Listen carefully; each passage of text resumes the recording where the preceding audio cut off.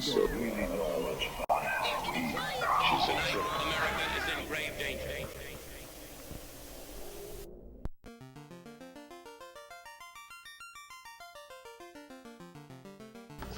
There's the microphone. Hello everyone, Quinn Michael here from Shaggy Tool Studios, Channel 14, WNBI-TV. We're high on retro junk, and it's been a while, hasn't it?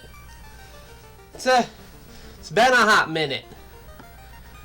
I knew it was going to happen eventually. I knew that at some point the holidays were going to just catch up with me and come crashing down all around. It's a miracle we got through Snatcher and started Katana Zero, which, if everything goes to plan, I will be back tomorrow to finish Katana Zero before December ends. Cross your fingers for that. We'll see what happens. But, yeah. Merry Christmas, I guess. Yeah, I know we're late on that. Hope people had at least a decent one. You know, hopefully your Christmas wasn't complete garbage, is the best way I'll put it. Mine was fine. Things went good. Money was tight a bit this year, so there was definitely some there was some stretching that had to be done, but everybody walked away a bit happy. And I guess the best thing I can do to start this off would be to show you guys what I got. Also, y'all aren't stupid. You know what game that is on the TV screen. We will get to that. Let me switch over to the face cam real quick. I forgot to turn off the intro, so it's gonna play next time we go to the other screen. Oops. Hold on. Anyway, guys, let me show you what we got. I still have a Christmas tree I can turn on. Forgot about that. There we go. Gonna light up that cheer one more time before the month ends. There we go. Anyway, yeah, let me go over the few things I got. There was a lot of cash gifts this year, which is totally fine by me. I can always use the extra money. But let me get out one of my favorite gifts I got. Let's see, is it this one? Yes. Here we go. I got a book to read. This is They Came from Outer Space. It's a collection of 12 science fiction novels, or just stories in general, that got turned into movies later on. Edited by Jim Wynorski, if you can believe that. And that's actually a key as to how I found this. Because I'm assuming at least a few of you in here have seen one of my favorite horror films of all time, Shopping Mall, right? A couple gift cards and some bath visitors. Hey, I mean, gift cards are fun. You get to go out and choose your own gift. I'm never going to be mad at a cash present. That would be a silly thing to be mad at. But it's nice when people get something they put some thought into, and that's what this is, because, yeah. Shopping Mall. The scene where, you know how there's the two security guard guys up in the booth with the robots at the start of the movie, and they get killed one after the other? One of them was looking at his Playboy magazines. The other was reading this. And I found this out while watching the film with, it was back in October, I believe. Back in October, I was watching movies with Fred and the gang over there, and they watched Shopping Mall, which I wasn't going to miss because Shopping Mall is my well, not my favorite, but one of my favorite movies. Just in general. Not just horror movies, but like in general, Shopping Mall is one of my favorite movies. This should not surprise anybody. Dang, the lighting is shit. Can I fix that? Should ask for a ring light for Christmas or something. Worked out your mom doesn't know all the games I have, and your aunt doesn't see me enough to know you like. I think that's fair enough. I got cash from my grandma because she's just not in a condition to go out and shop anymore. Just getting old, unfortunately. Happens to all of us. Anyway, yeah, so let's see, what do we got in here? What stories does this include? We have Dr. Cyclops. We have Who Goes There, which was turned into The Thing from another world. And also John Carpenter's The Thing, you know, whatever. Reading through that right now, really enjoying it.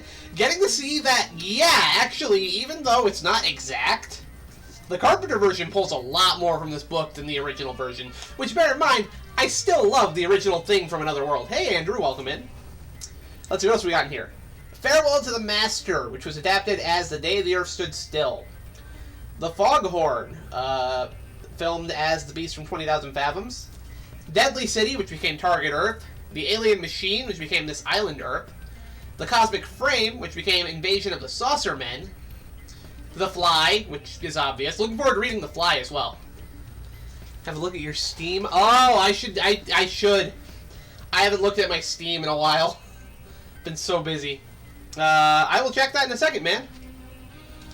The Seventh Victim. Oh, this is hilarious. The Seventh Victim, which was filmed as The 10th Victim. It's confusing. The Sentinel, which became 2001: A Space Odyssey. Looking forward to reading that. The Racer, which became Death Race 2000. I didn't even know Death Race 2000 was based on a book, for the record. That was news to me until I picked this up. So definitely looking forward to reading that. And, of course, A Boy and His Dog by Harlan Ellison.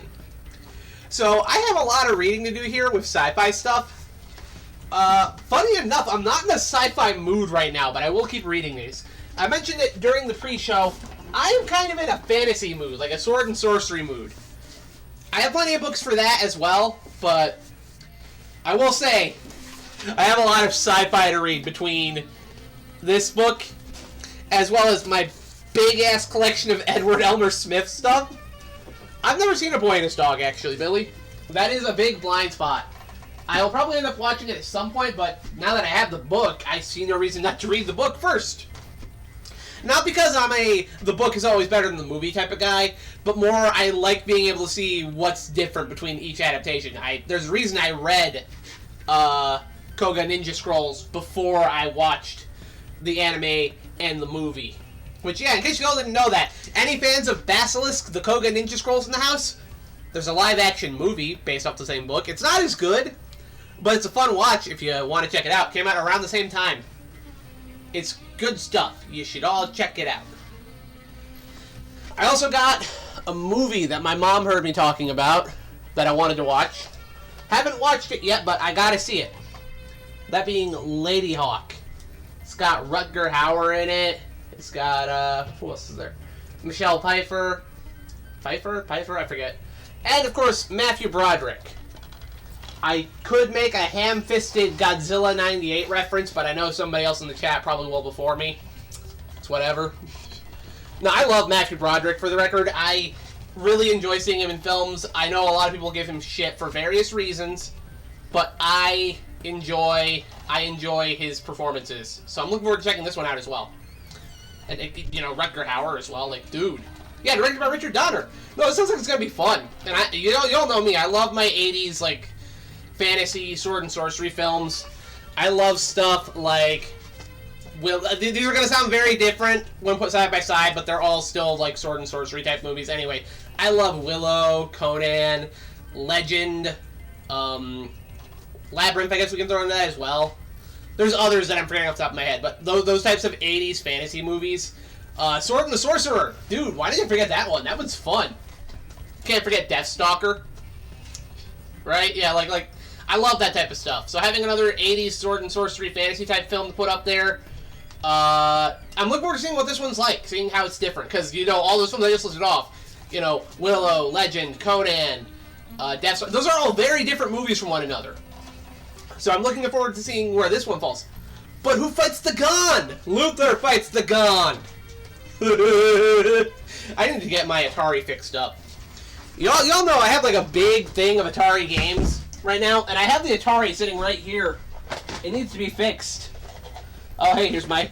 I thought I'd have to dig through my box to find it, but hey, look what's right there.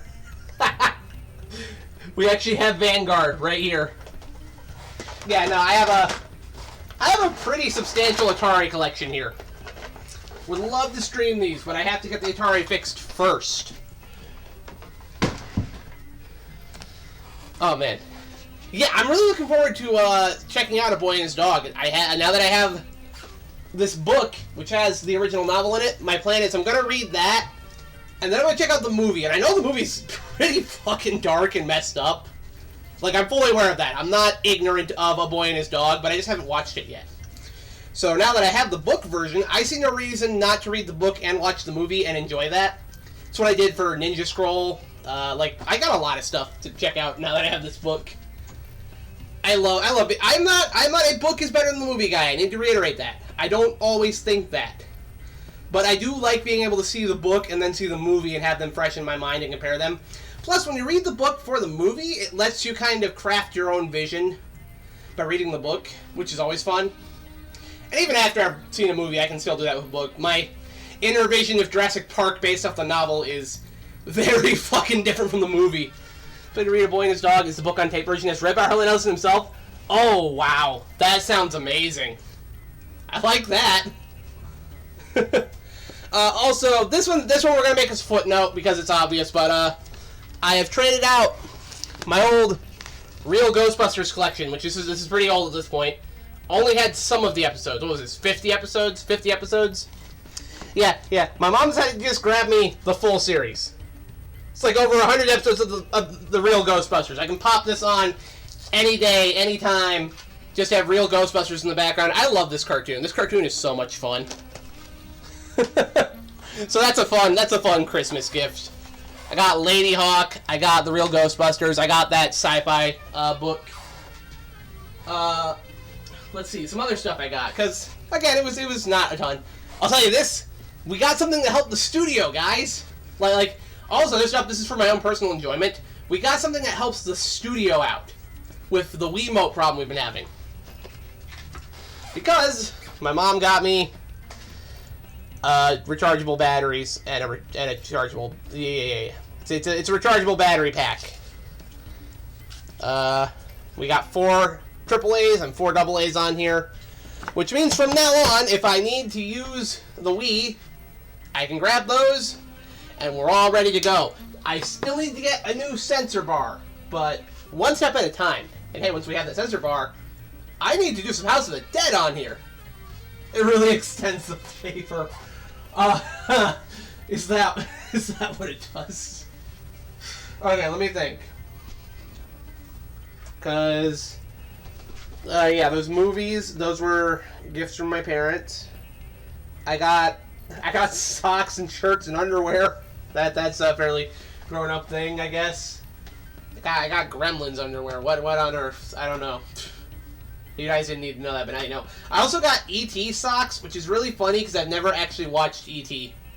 And my mom knows I've never watched E.T., but she gave it to me. It was just like, yeah, this kind of fits your vibe anyway, even though you haven't seen the movie. And I just kind of had to sit there, look at myself, and go, fair. Fair enough. So, yeah. I got some clothing. Nothing crazy. You want to see something really cool I got, though? E.T. socks and Gremlins undies all set to hit the town. Oh my gosh, it's gonna be like that scene in Risky Business, except even more horrifying. All I have to do is grab like one of my Hawaiian shirts and like button it up, and oh lord, nobody needs that image in their head. Y'all don't want to see that.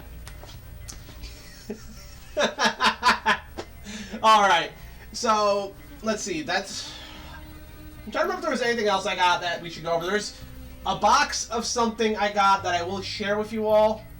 It's going to be a little sad, but I think we should go on that journey together for a little bit. Okay? So, yeah. Apologies to people in advance. Anyway, my sister has a tradition she does where 2 days before Christmas, we like to call it Christmas Adam. Adam came before Eve. Christian joke, you get it. She likes to buy us all gifts to get on Christmas Adam, as she calls it, which is also the day after her birthday, I believe. Anyway, she always gets, like, the most thoughtful, awesome gifts. Like, this is what my sister always does. She's gotten me, in the past, she's gotten me a lot of Transformers. She's the reason I have my Top Gun Transformers up here on my shelf. The Beast Wars figures I have, those were all her. She got those gifts for me. She's done other stuff in the past, too, that I'm kind of drawing a blank on. I think she's the one who got me my Gundam Ramen Bowl, of all things. This year, she tracked me down a couple of action figures. This one, she kind of just got because she thought it fit my vibe. Can anybody tell who that is looking at it? Does this look vaguely familiar to anybody? Maybe this little brain dude down here in the stomach gives it away. You know? Maybe that.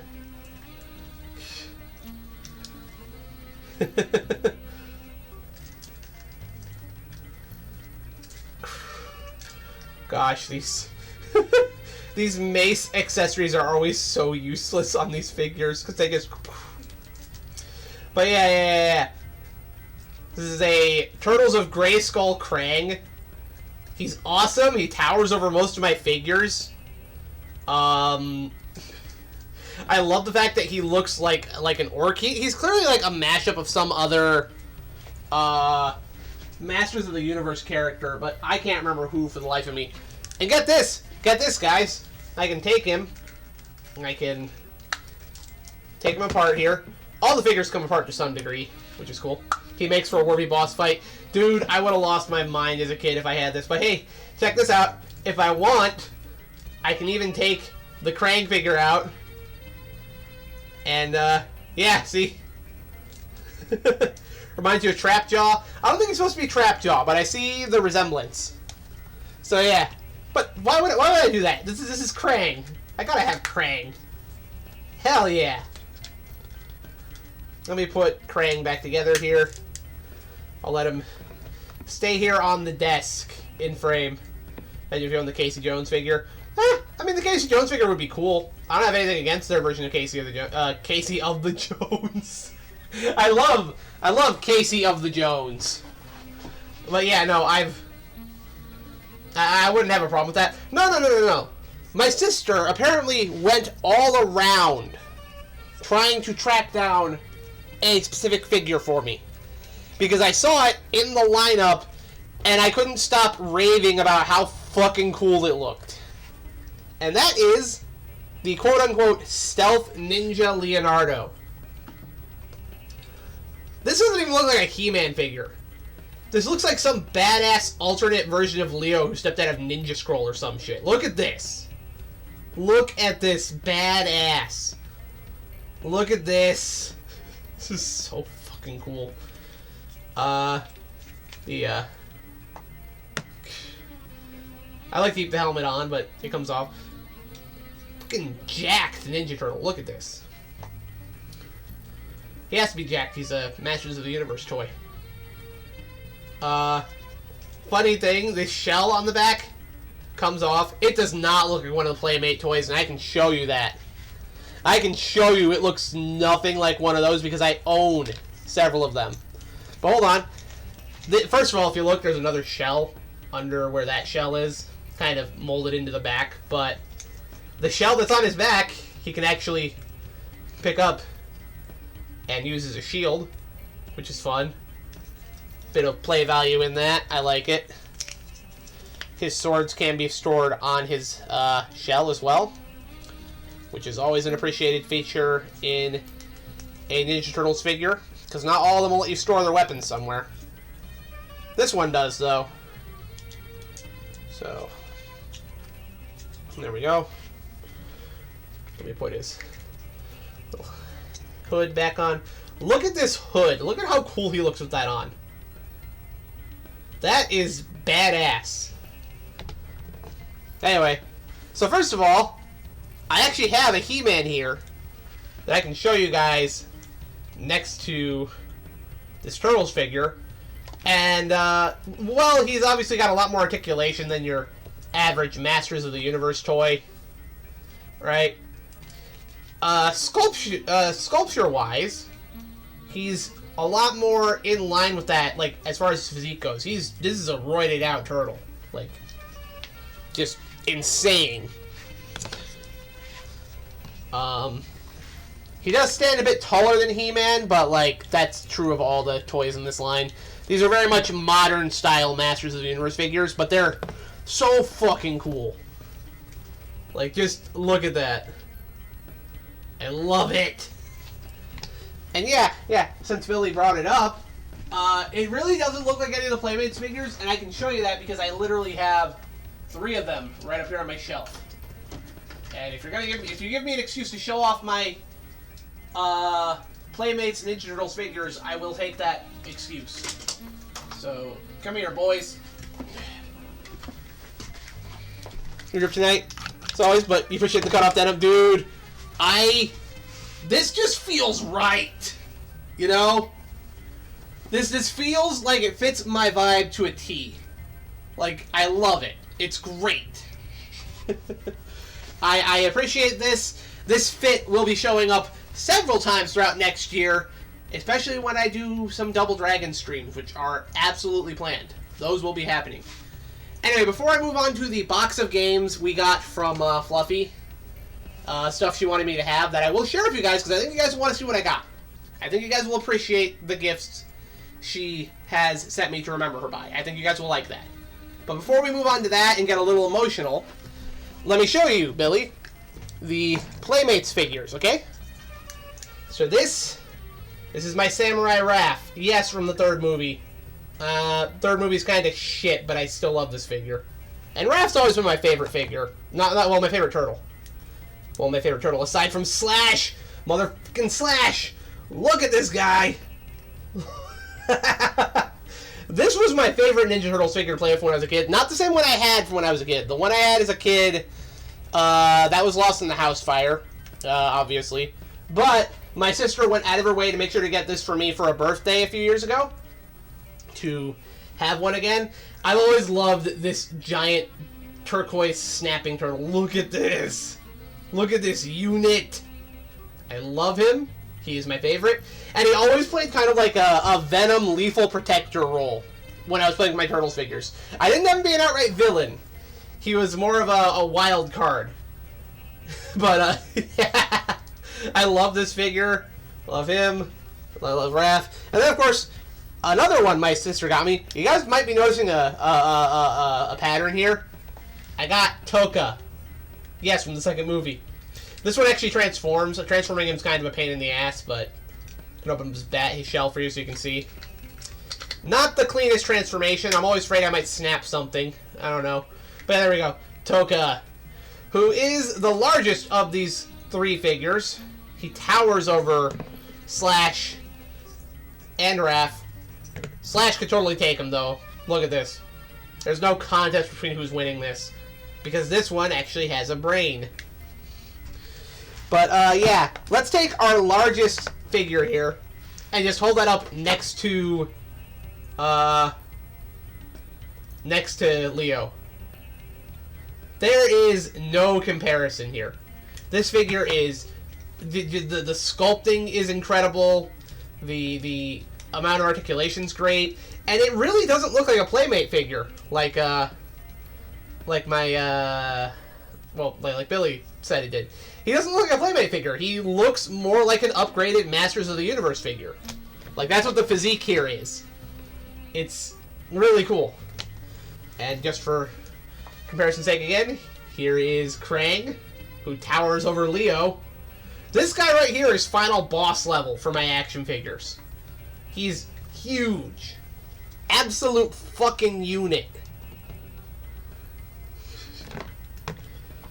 Yeah, I'm just gonna leave these guys here on my desk. I don't give a fuck. This is gonna bite me in the ass later tonight, and I do not care. Just gonna leave all of them down here. Also, this guy came off the shelf too, so I figured he'd get to play. So here you go, everybody. Mini Skeletor. Mini Skeletor.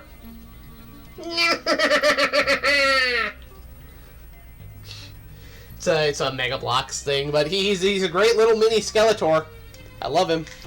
Action figures are still cool. That was an element of Y2K that you really enjoyed. The late 90s buddy making their own costume figures and shit. Reminds you of yourself and your child. Oh, dude. Yeah, I'm sorry I missed that. I woke up, I think, right as you guys were finishing it, and I had stuff to do this morning. I was actually going to hang out with Lise for a bit and discuss a project we're working on, but she got too busy. She has her boyfriend over for New Year's. She was hanging out with friends on a call. She's been busy all throughout the holidays, too. She has so many friends that want to hang out with her right now. I told her that was fine because she got caught up in a conversation, and by the time it was over, it was like midnight. And I had to let her know, it's fine. I will get you after the New Year's, and we'll sit down and talk more about this, because me, Lise, and Falco are cooking something. And maybe by this time next year, you guys will actually see a playable version of what we're working on. Might show it again. Maybe it's a double with the new Street Trash. 2 favorite movies of 2024 easily. Hey, that sounds awesome, dude. I would not mind getting to watch those. It would just be a matter of getting the proper time. And hey, now that the holidays are almost over, we got New Year's. But now that we have that over, yeah, now that that's pretty much over, we should be able to get a little more back on track. Hopefully. I don't know why I grabbed Tanjiro off the shelf here, but you know what? Tanjiro next to Leo, it kind of works. he can join the party too. Tanjiro can be here too. It's almost like I really liked Demon Slayer or something. All right, we have one more stop to make before we chill and play some video games for the evening. Might plug in the Super Nintendo actually to do some of these, but first, so I'm not getting into too much detail here because all of you already know.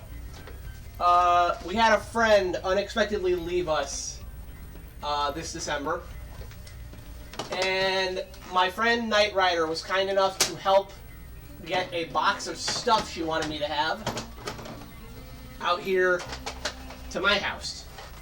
So I have these. Sure, remarkably similar in personality. Agreed. Yes, that's actually part of why I like having them together. Okay, so let me show you all what I got here. We'll probably play some of these in play some of these. Let's see here. It doesn't suck that. It doesn't. I mean, it does, Billy. It sucks that it happened, but like, she left me stuff to remember her by. This is important to me. As a matter of fact, 2 of the games she sent me is stuff that I actually already have, but I'm going to be making sure I keep these. And I can tell they're hers because they have these little Tasmanian devil stickers on them. So I'm always going to know these are hers, and I'm always going to be able to hold on to them. So that's Link to the Past and Mario All-Stars. Both excellent video games. Always been a big fan of them. I actually have 3 Mario All-Star carts now. Is anybody building a Super Nintendo collection? I might need to get rid of one. Anyway, let's continue here. These next 2, I think will be great to play with my family. Because I don't actually have a ton of Super Nintendo games I can convince my family to play with me. But these ones, I think I could. Because it's Jeopardy Deluxe Edition and the Wheel of Fortune Deluxe Edition. I don't play games like these much, but these are the sort of things I can actually take to the living room and convince my family to sit down and play with me. Which I would be all for.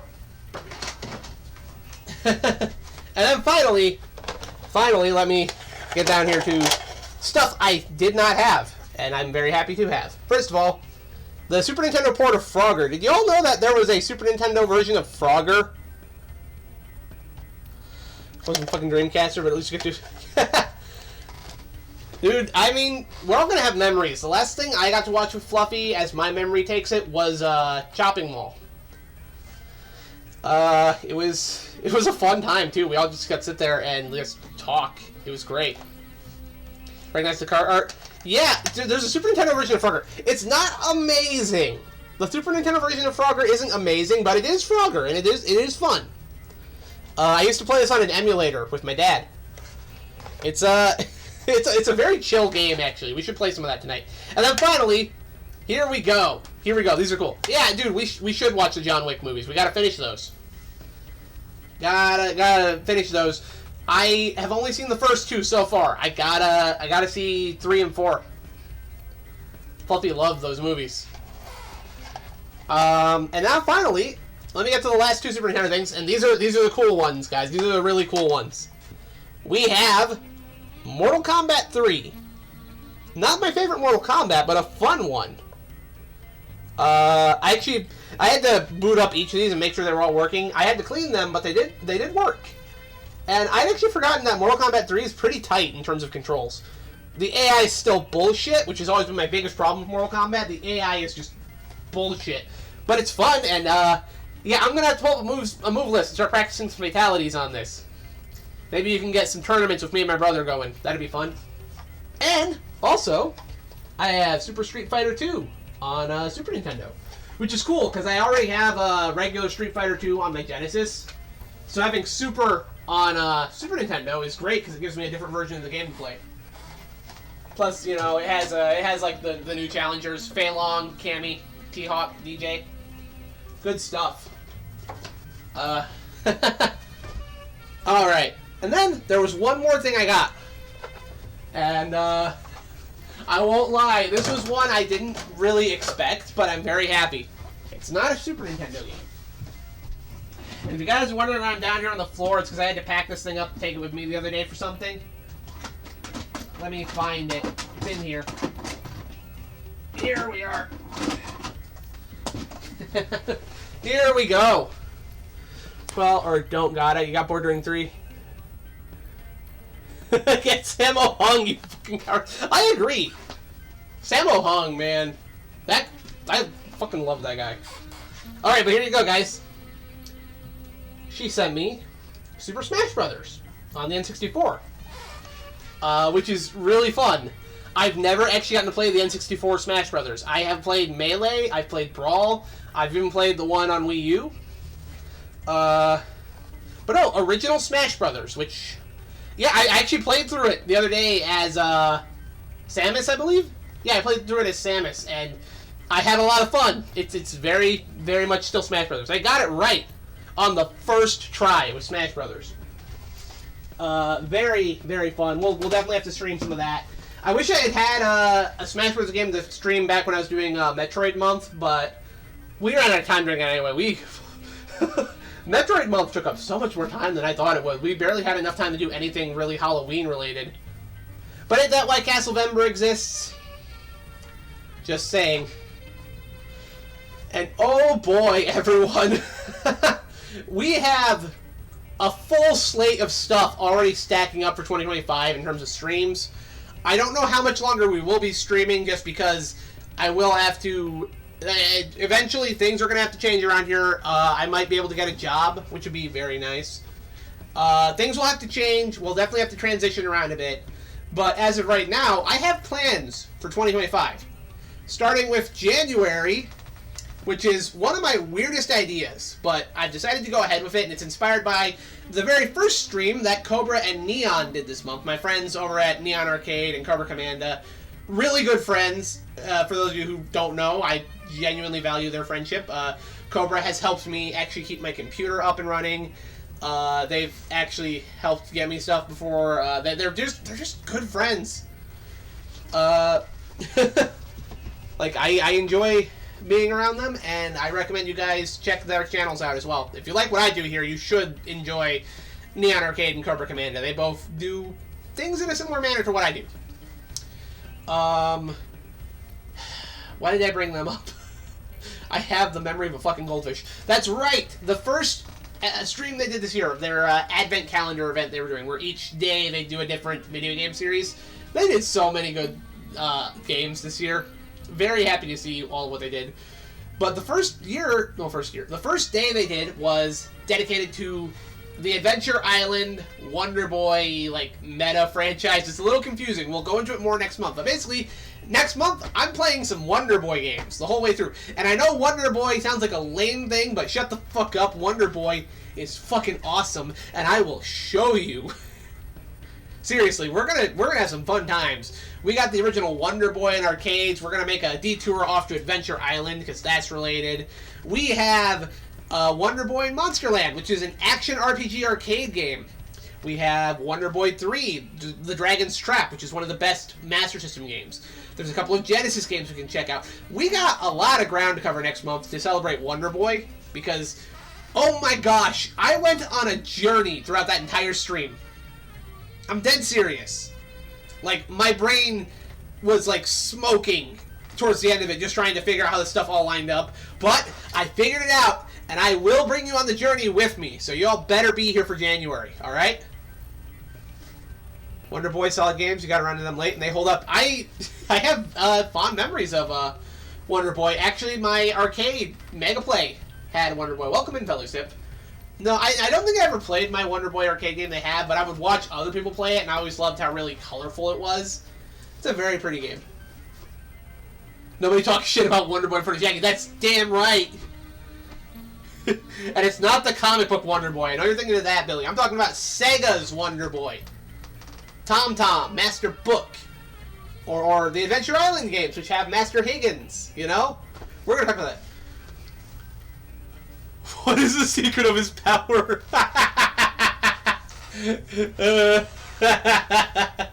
Alright.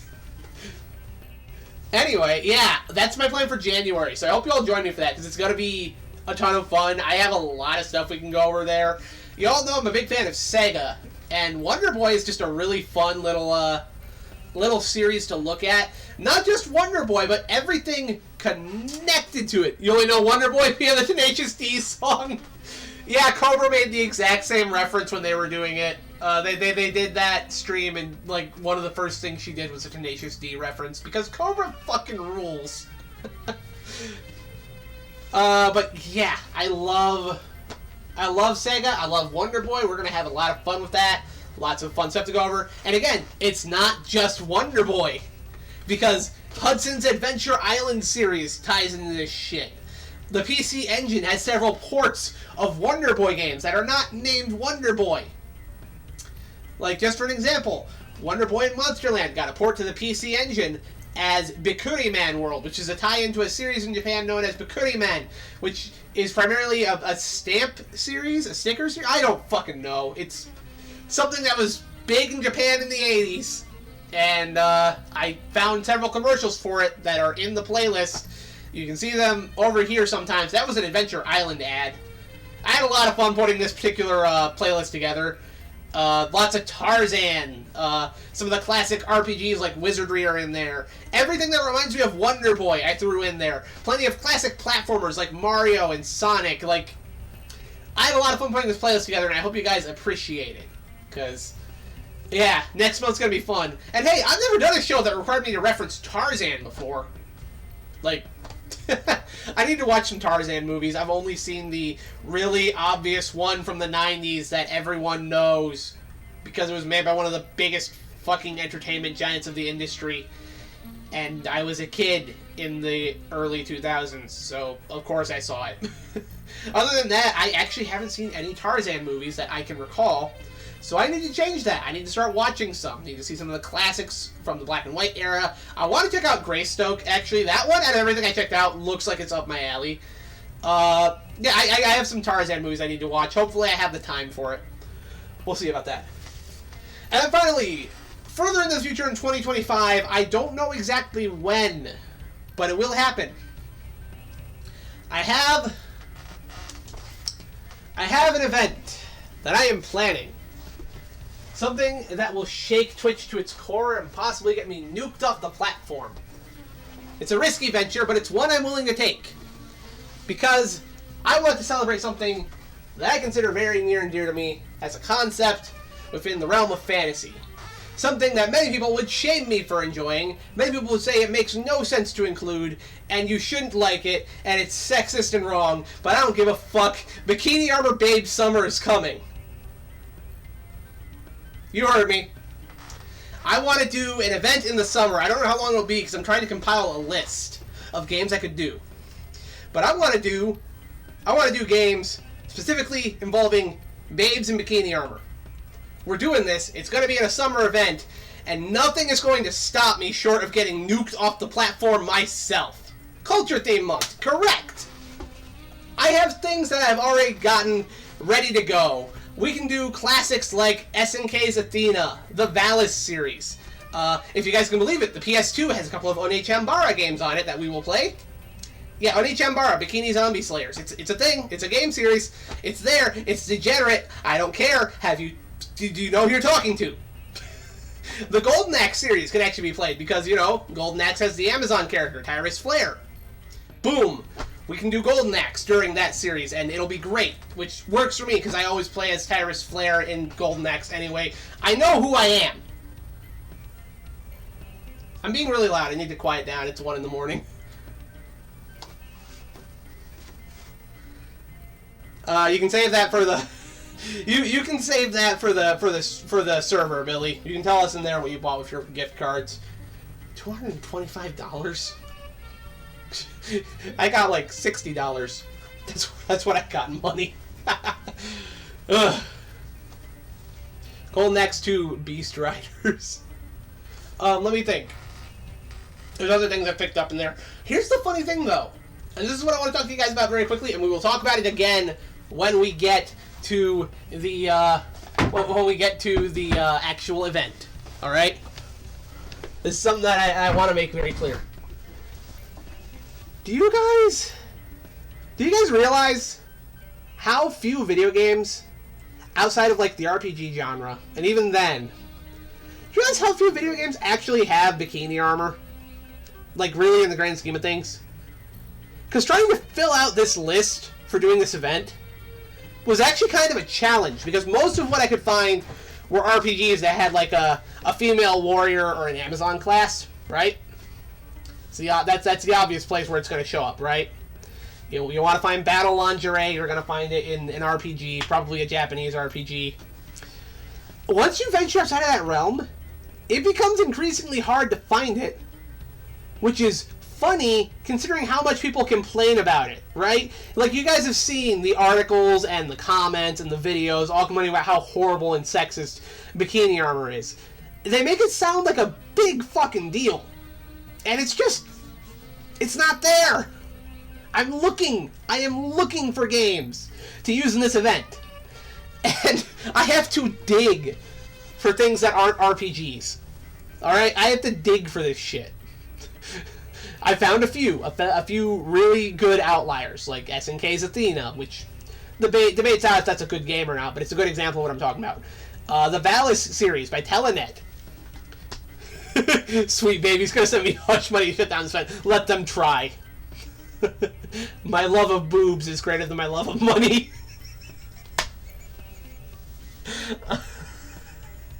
And with that, I have sunk my entire career. I am unhirable.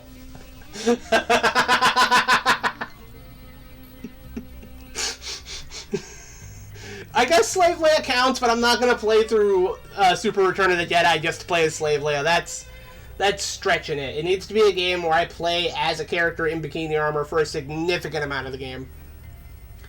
That is one of your favorite quotes from you now. I'm just speaking honesty, man. I'm just speaking truth.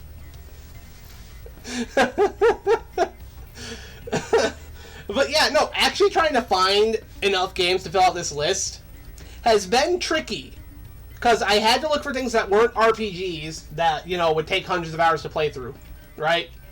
Like, that's a little untenable for what I'm wanting to do here. But in the end, thanks to some of my friends, in particular, Wirebrain helped me find some stuff. Cecil from Good Bad Flicks helped me find some stuff. Metroid mods where you can play Samus at your... Good point. That is a very good point. I had not considered that because I was looking mainly at sword and sorcery stuff, but there is sci-fi bikini armor. That is a thing. That is a thing we can do. I hadn't considered that. That broadens our horizons significantly. Of course, the Dirty Pair Famicom game's not actually that great, but I can work with it. Yeah, no, this list has been interesting to try and compose. Space culture! Yes! Yak the culture. Yeah, no. You know what's one we can play? This is great, actually, because I have a game I've been wanting to play on this channel for a while now. Hold on, let me find it. It's over here somewhere. It's not in this stack. It's in the other stack. Here it is. There's an NES game that we can play when this event starts that fits perfectly into this category. This is... Oh, this is... Serendipitous? Is that a word? Is that applicable? That's a word, but I don't know if it's applicable in this situation. Point is, it's just too good to be true. Yes, Velusip got it right off the bat. The Guardian Legend. Because you play as a robot girl in a space bikini that turns into a spaceship. Top 10 NES game right there. Not for the reasons I listed. That's certainly part of why I like it, but it's a really good video game. Maybe I should show you guys a little bit of it tonight. But first of all, we have something else I'd like to play just a little bit of. I'm not starting from the beginning. We're actually going to be playing on my old save file to see if I can figure out where the fuck I am in the game. Because I don't remember. Consider you highly intrigued. Oh, you've never heard of the Guardian Legend? Oh, okay, I might have actually switched to that one real quick just to show it off. I'm going to move my figures out of the way just a little bit. Because they are in the way of me using my computer here. There's one thing I should check, though, actually. Because Zatara says something very intriguing. So, let me see.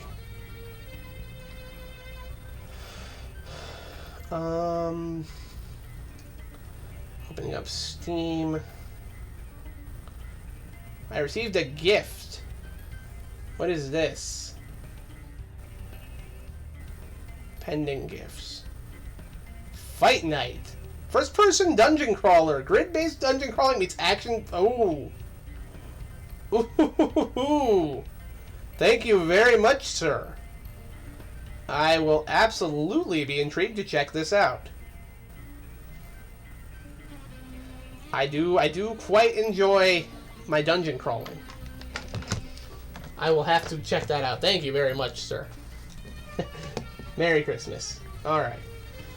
Let's go over to the TV now that we've done that. It's already 1 in the morning. I don't know how long we're going to be streaming, frankly.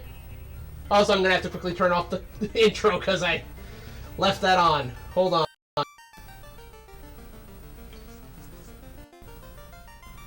Give us just a second. Okay, where is it?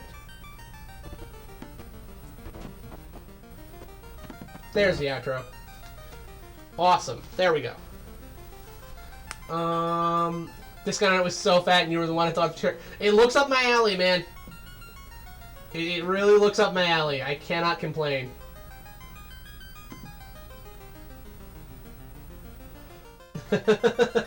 I cannot complain in the slightest about that. That looks fun.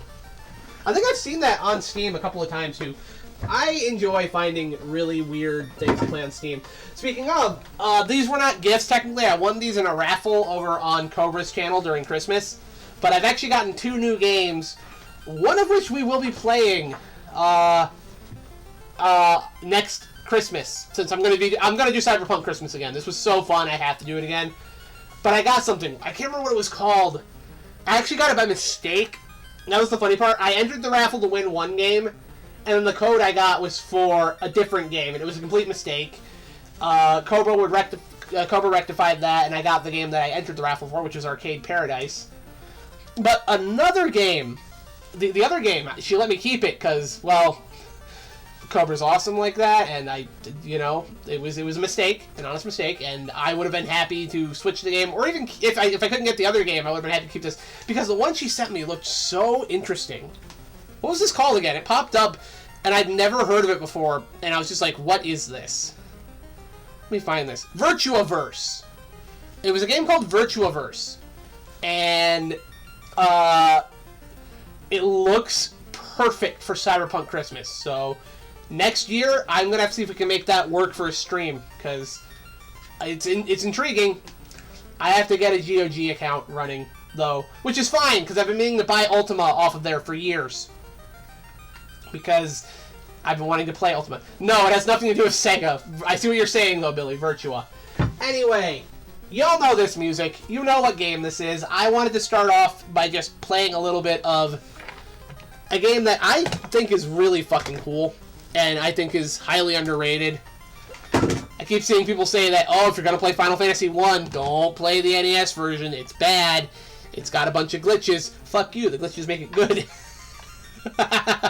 No, I love the NES version of Final Fantasy. I've never actually gotten to finish it, and I would like to see where we are with it.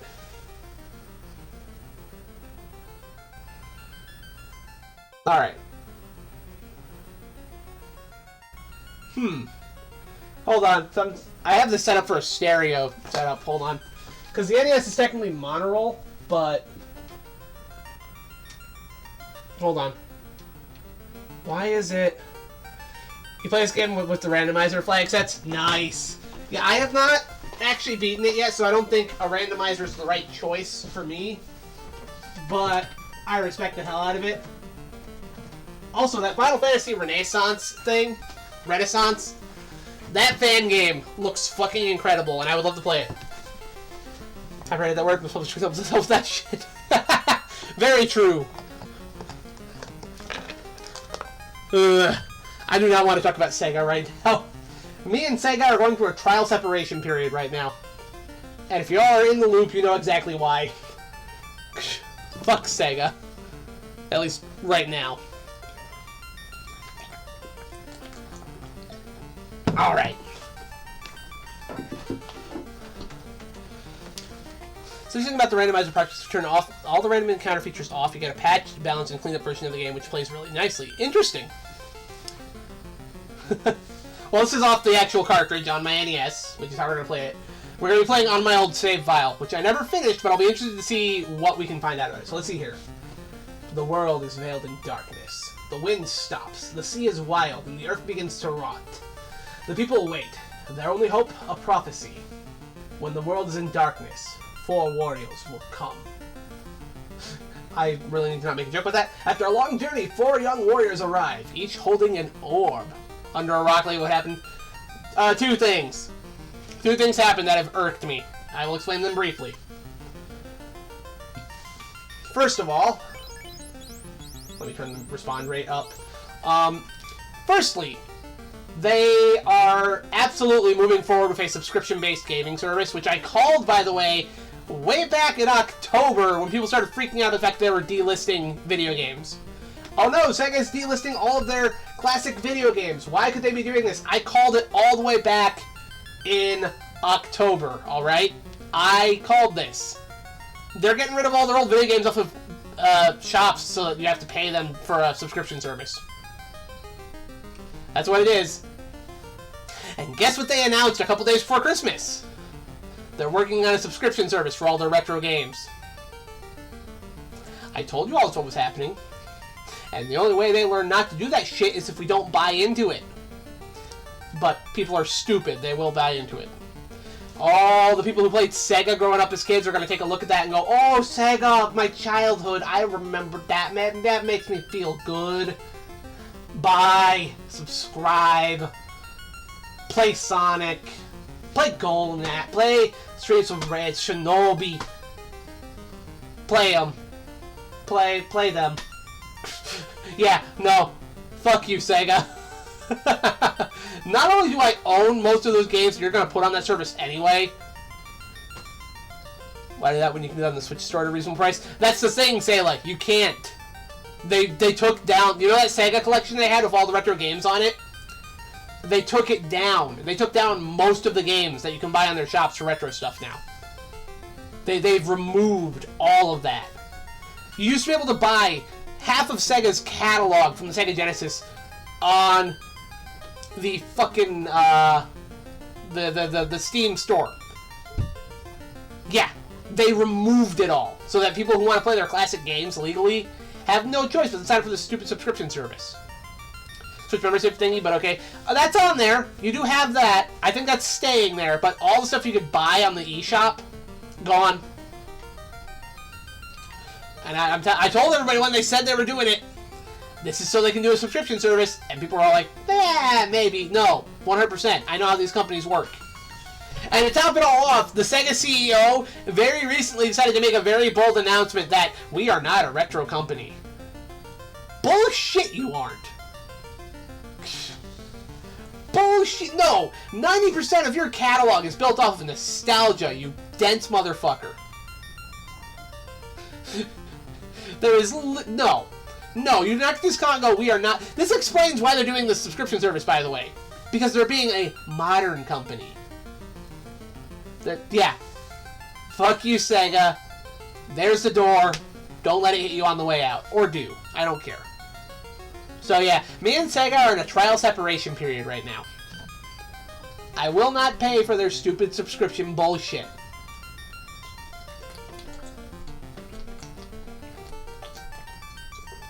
Is that a Tommy Wiseau impression? Not a purposeful one, but if it makes you happy. Anyway, let's hit continue. Let me see, where am I? Let's see, Lloyd, Red, Dio, and Elsie. Level 14, level 16, level 15, level 15.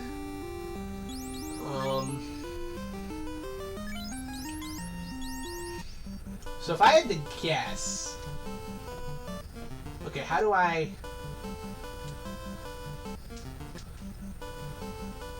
I'm trying to remember how I, get the map to show up. What was that? What was that controller input for the map? I forget.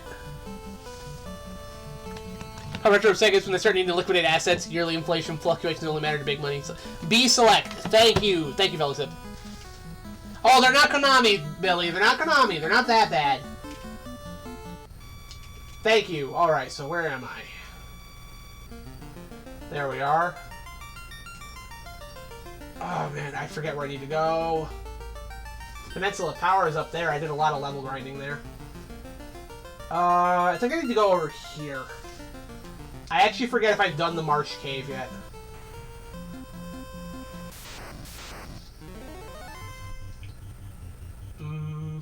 I think I can take this guy out without magic.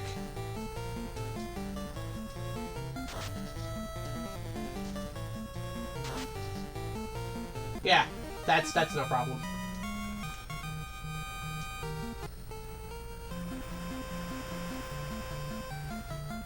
Ah, this makes me feel good.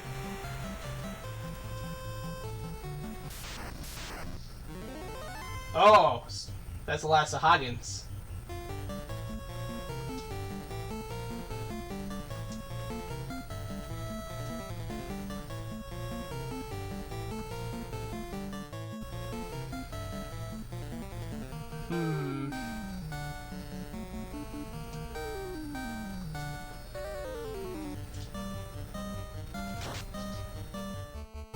Okay, that was a wasted hit. I need to remember that my fighter can just nuke these guys.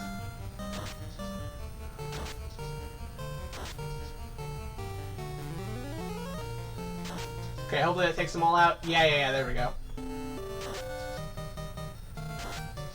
I have not played this. If I do actually stream this, I'm going to start from the beginning.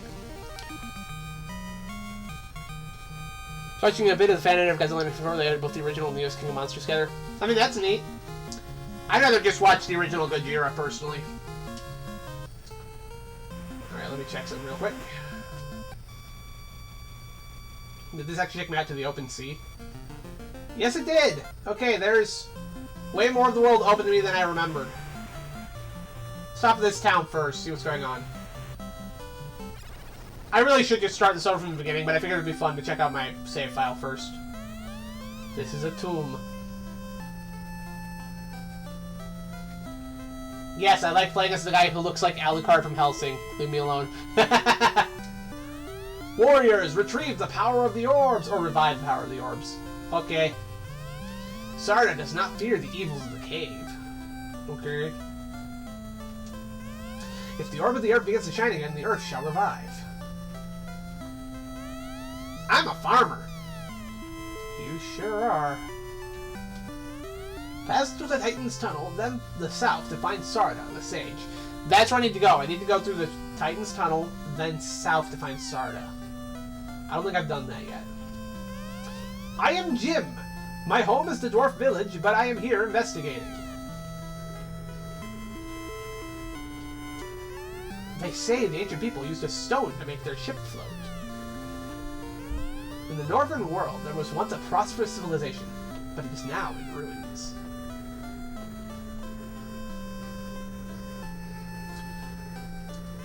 Warriors revive the power of the earth. Sure.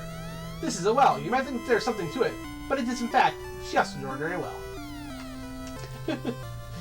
I love these old 8-bit RPGs. Alright, let's see if the shops have anything good. Actually, I won't know if they have anything good because I don't have the reference card from the manual. I should get that if we play through this. Do I have any of these? The falchion, the long sword. I don't know if any of these are better than what I already have. So the problem with starting from the beginning, I can't keep track of what weapons I have. Oh, I already have a falchion. Okay. Okay.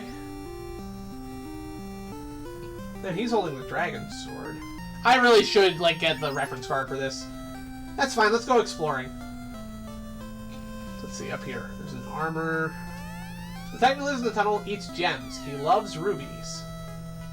I know somebody else who loves rubies. Richer. Okay. Everybody knows me. What? You never heard of Dr. Unj?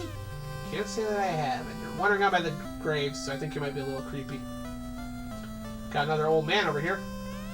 The Earth Cave is on the peninsula southwest of this town. Awesome. That's actually helpful.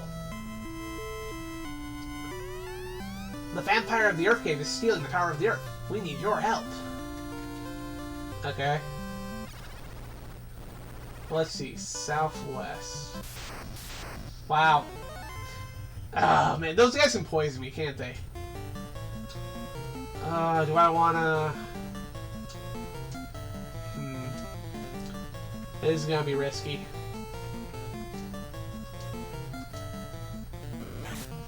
One damage, okay. Maybe not as bad as I thought.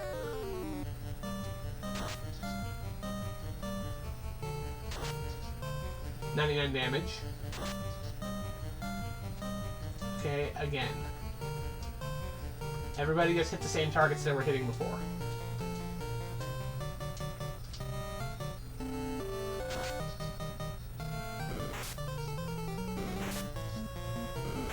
Yeah, they keep missing and doing very inconsequential damage. I can barely read these because I turned the respawn rate up so high. Yeah, there we go. Okay, that was no problem. That was fine.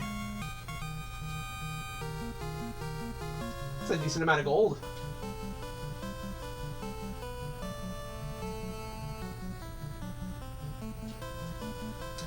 So yeah, they said to the southwest. Ah, bunch of great wolves. Okay. What do I have for my... I have 3 casts of level 3 spells left. I could cast some fire or some ice instead. I could also run. Red is strong enough to take out at least one of those with one hit. Lloyd, possibly. Dio and Elsie would have to team up to do any decent damage. What does Dio have for spells? He has 4 casts of... Okay, he has... Alright, let's cast a Fire 2 with Dio. And then for Elsie... Yeah, you don't really have anything that's going to be helpful here. So let's have you team up with Lloyd.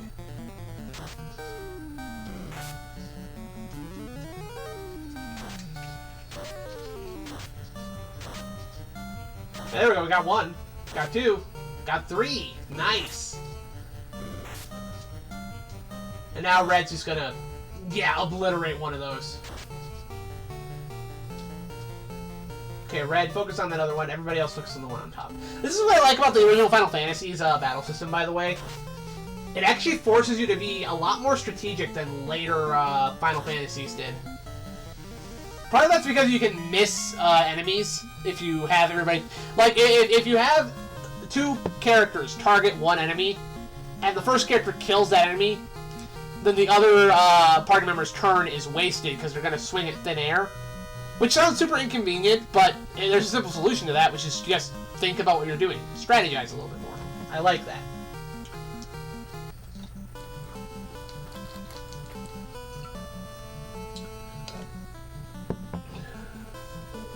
And I'm not normal! Comes up meowing along to the boss fight music.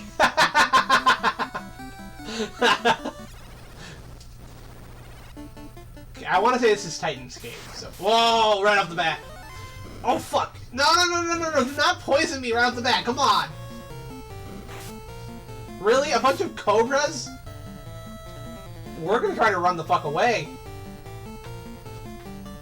Actually, okay, everyone's gonna try to run except for Red, because Red can take out at least one of these, but everybody else try to run. Yeah, see, he can kill everything in like a single hit. There we go. I have no idea which way to go. Perfect Steiner. I love this. Dude, that Steiner thing is one of my favorite things I've made. A trigger. Well worth getting rid of Mendoza. Apologies to the Simpsons fans in the house, but it's true. Yeah. The genetic freak, Serbian Pete! I'm not normal! And the numbers don't lie! I should be a little quieter. It's 1 in the morning here. It's almost 2 in the morning. Alright, I'll fight the fucking cobras.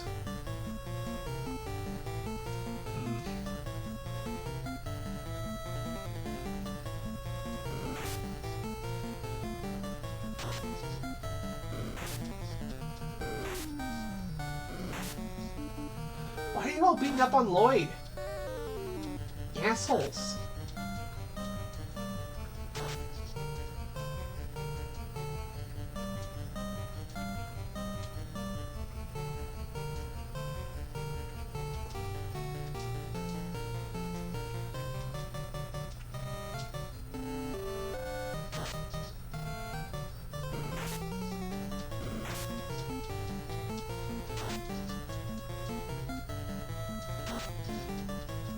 I've always loved this battle theme, too. I don't know why, I just think it's very fun.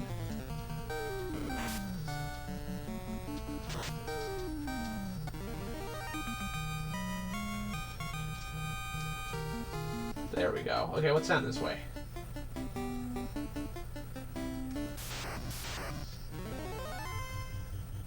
Alright. So there's some fucked up looking iguanas.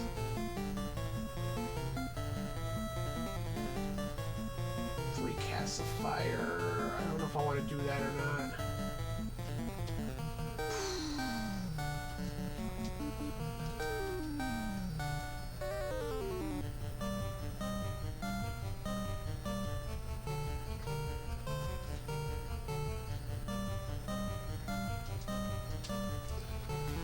Because one of the games we've done is set up to go to the battle linearly. Earth Cave, Volcano, Ice Cave, Trials, or with enough money, Sunken Shrine are all basically available right now.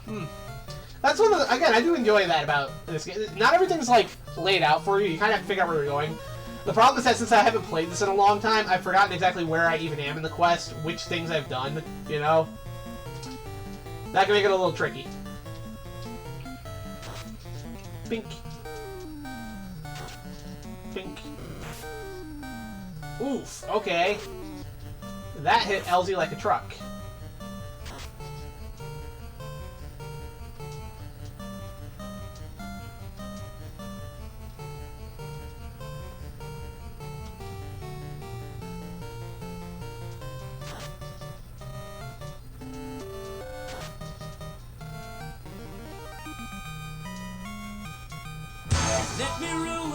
Hey, Hobo, welcome in. Ooh, Lloyd leveled up. Nice. Was wondering when that would happen. Alright, let me... I've seriously not bought any... I haven't bought any potions. The only thing I have... Okay, hold on. Well, he has 7 casts of Cure, so I'll do that. There we go. I took 1 step! And it's the same encounter! I love old school RPGs.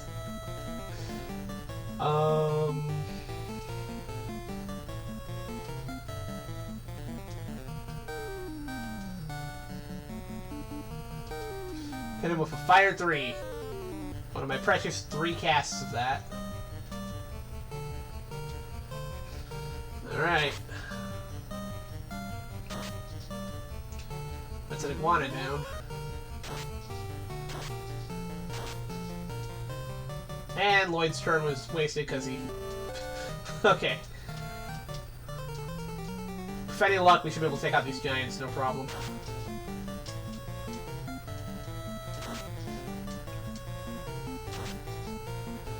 Really? How did you miss? He's like 5 feet tall.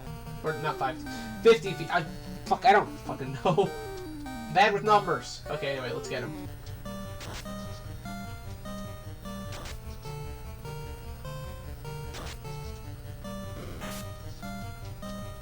Yeah, kill him. There we go.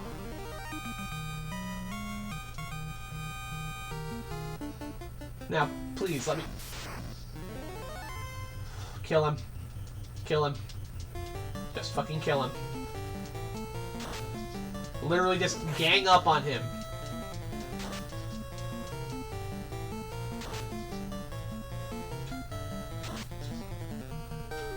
Oh my gosh, you all literally hit him and you didn't kill him. Come on. There we go.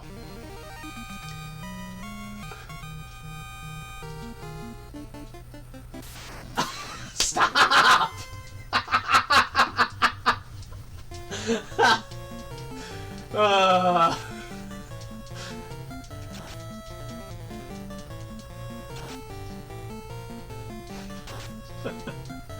Alright. Ow. So it takes at least 2 turns to kill 1 giant. Good to know.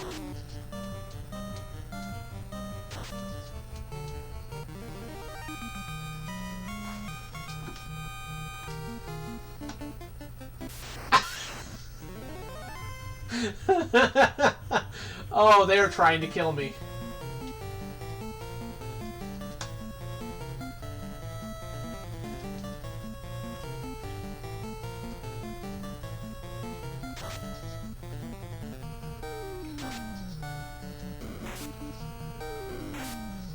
Fuck.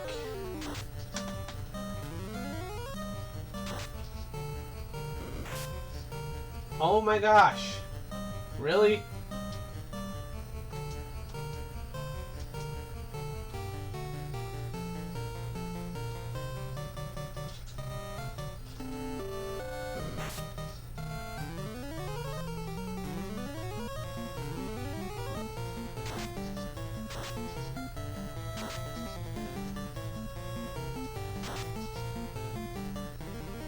Fucking hell. Yay, Elsie leveled up. Cool. Strength up, intelligence up, vitality up, luck up. Nice.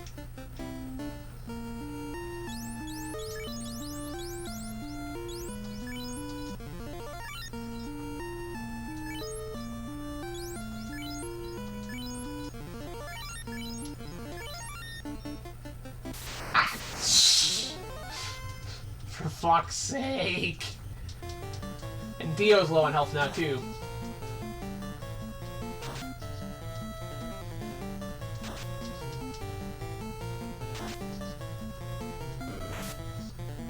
What?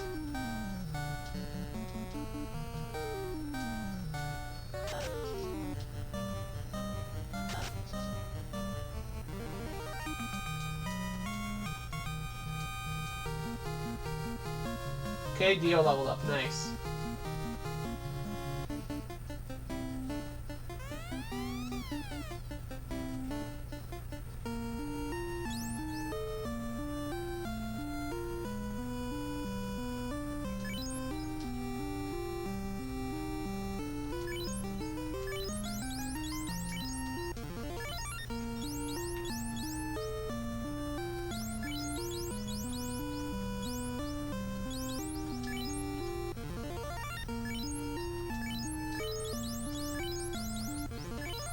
I think it's time we get out of here and save. Check items, still arm progressions. Well, hold on, let me see here. Let's see. House, pure, soft key. I have the crown, the key, and the loot. Let's see, the mystic key, the stolen crown, the loot. Okay, hold on. Ah, no, I just want to get out of here. I literally just want to escape with my life. Come on. Do not do me like this game.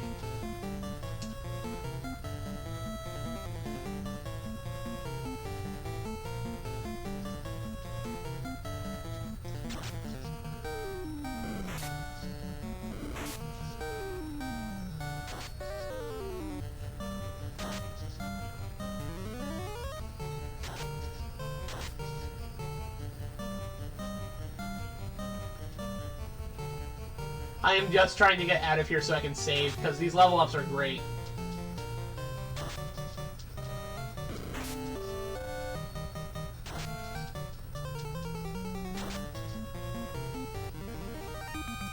Okay, you got a key, you can go just about anywhere. Okay.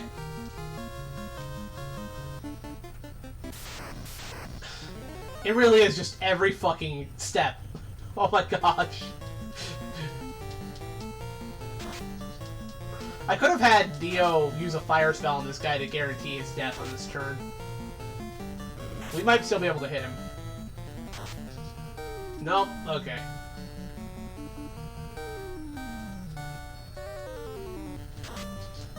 Part of the map is intentionally super hard, throw everything you got because it doesn't let up. Yeah. I'm just trying to get back to the stairs. Probably better to go investigate different places based on what you said. Oh my gosh. Just get the fuck out of here. Get the fuck out of here.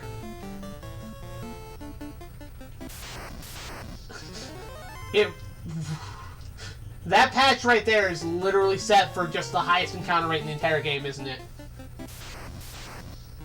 OMG.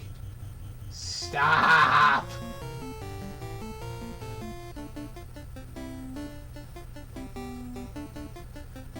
Whew. Okay. The entire left side of this map. Fuck it. Alright. Noted. Call it spike tiles, guaranteed encounters. Yeah, let's not do that. Let's get back to somewhere I can rest and save the game, and we can play something else for a little bit. This is fun getting to revisit this, though. We should do a full playthrough of this someday. Maybe this year, even. I love Final Fantasy. I love the whole series, but I love this first game a lot. Which is funny, because I have no significant nostalgia for it compared to...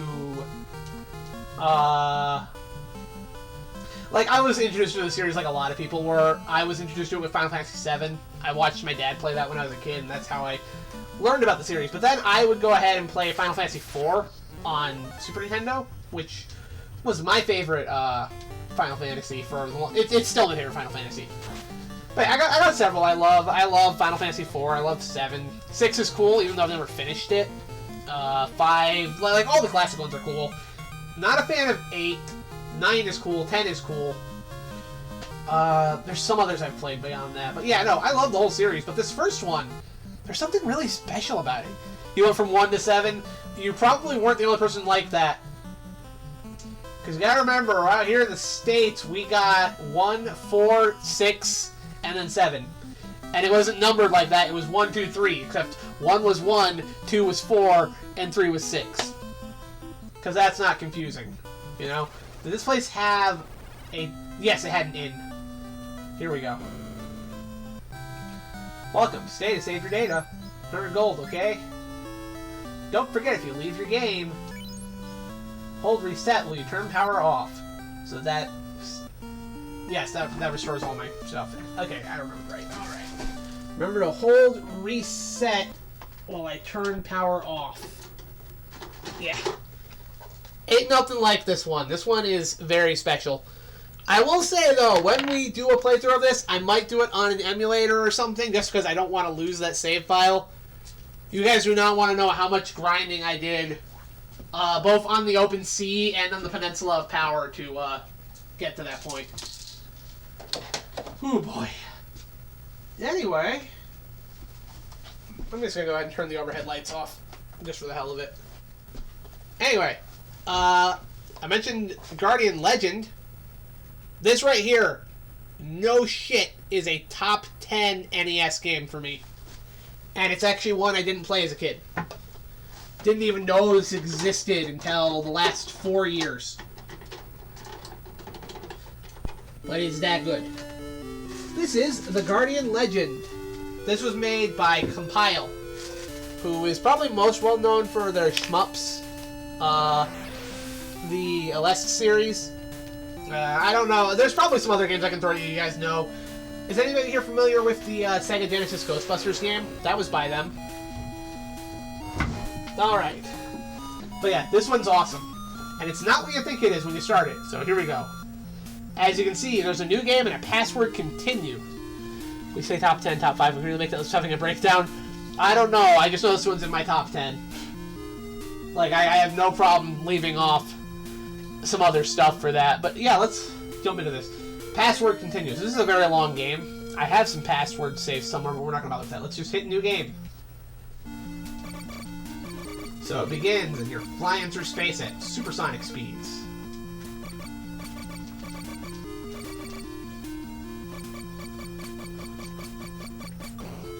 Now, somewhere in the view. You do have a life bar, so this is actually significantly easier than some other spaceship shooters you can think of.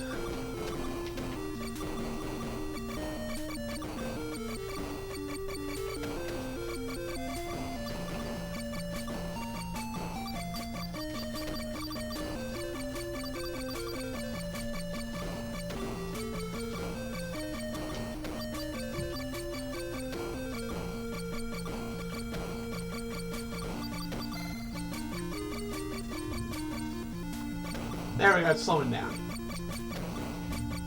This will be a chance for us to recover a little bit. I love the detail on the mechanics stuff back there. That's really good.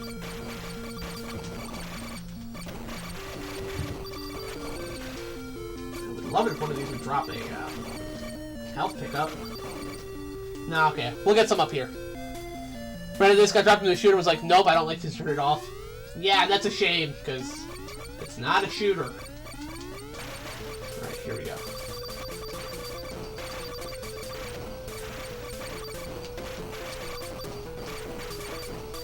There we go. Give me that. There we go. Health refill. Perfect.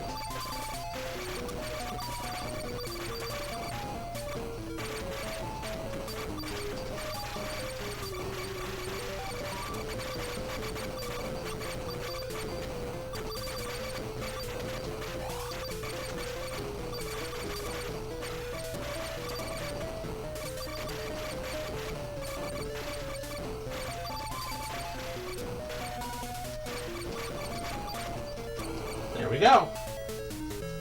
And now, the game really begins.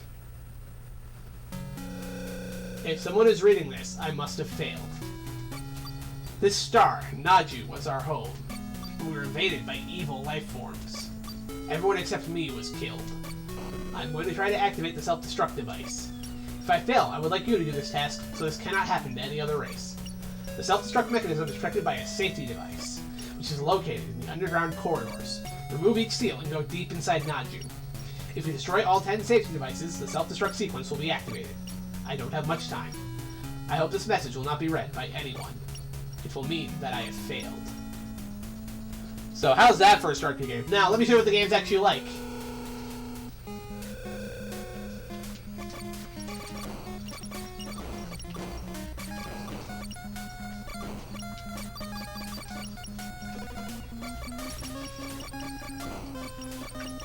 Yeah, it is my intention to do a full playthrough of this one this year.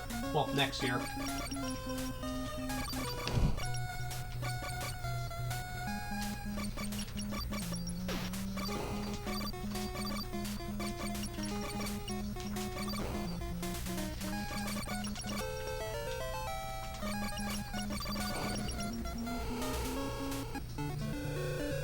I will sell this to you in exchange for power chips. Where's my chips? I forget. I only have 50 chips. Let's come back. Robots in bikini armor. Yes, Tatara. You're bad enough to initiate the self-destruction sequence? We'll try. This summer. Yeah, Hobo, you weren't here for me telling people what I'm planning to do next year. I have a couple different stream ideas that we're going to be doing. Lots of stuff on the PS2. Obviously, we're going to be doing plenty of PS2 streams, but I have two very specific stream themes that we'll be doing. January, we're going to be focusing on the Wonder Boy games. That's what we're doing literally next month, so I need to finish up Cyberpunk Christmas tomorrow. That's the plan.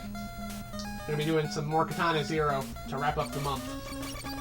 And then we'll be starting off the Wonder Boy series, which I'm excited for, because Wonder Boy is awesome.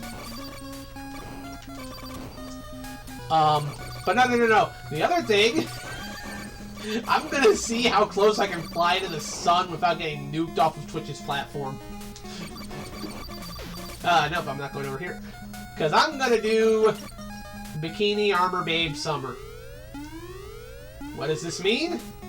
It means I'm going to do several streams in the summer where the entire theme is playing games where the characters are babes in bikini armor. I feel like this is self-explanatory. Why am I going to do this? Because bikini armor is awesome and I'm tired of pretending it's not. Oh, it doesn't make any sense. I don't care. That's not why it exists. As a matter of fact, if I may be pretentious for a minute, bikini armor represents everything that is wonderful about fantasy, because it makes no sense. It's not logical. It's not real. That's what makes it awesome. That's what makes... Because it can't exist in reality. It doesn't work in reality. But it's fantasy. It doesn't need to be reality. Everybody can wear as little clothing as they want, and it literally doesn't matter. So yes, we're going to be celebrating that in the summer. I don't care if it's a bad idea. We'll see how long I last on Twitch when I decide to do this.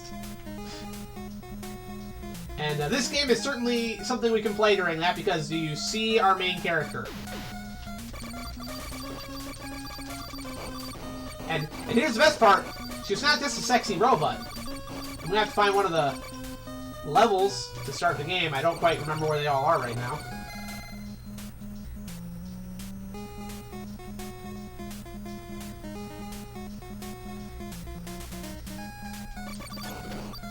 Let's see, is there one down here?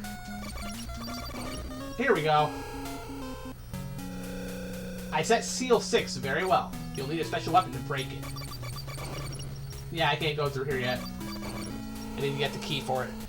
I wouldn't want to wear bikini armor in real life. That's why it's fantasy.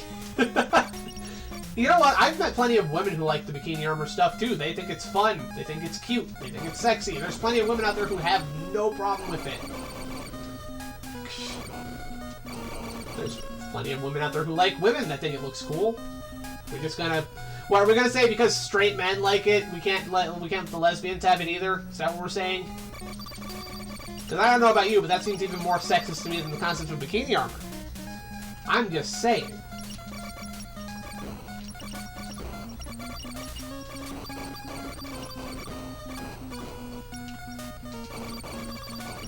Nope, can't go through there yet. We're going to pick up seals that let us go through that as the adventure goes on. But, not there. Oh, hold on. That's one of our weapons. I believe we just got our first alternate weapon. It's a little, like, beam saber. It's not amazing, but it'll work.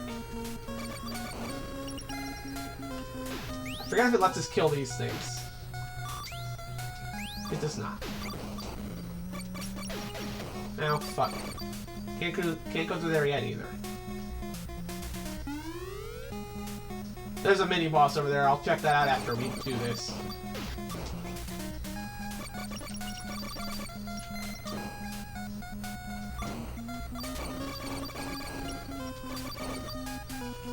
Nope, can't go through here yet. Let's fight this mini-boss. Thanks to combat application, plenty of conventions to show the sexy barbarians. Yes! It's just one of those things where it feels very silly that people complain about it. I think it's fantastic. Alright, that doesn't seem to do anything, so I'll have to take them out the old-fashioned way. But yeah, as you guys can see, this is it's actually kind of Zelda-like. Oh, hey, I believe we have another new weapon. There you go, see? Fun little spiral shot.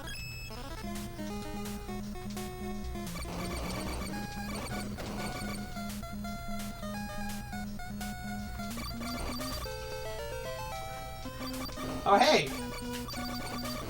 I don't know where... I forget some of the specifics of this game, but we seem to have powered up our shot a bit, and which that also lets us carry more chips, which is great.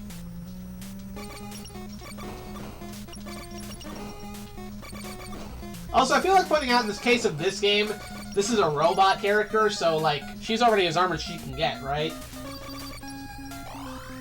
I say we let the robot saving the universe dress however she wants. Hold on. Corridor 1. Alright. Good night, Mom. Love you. How do I open Corridor 1? Oh, there we go. Corridor 1's open. Alright, guys, so, mostly Zelda-like, right? But instead of dungeons, here we go.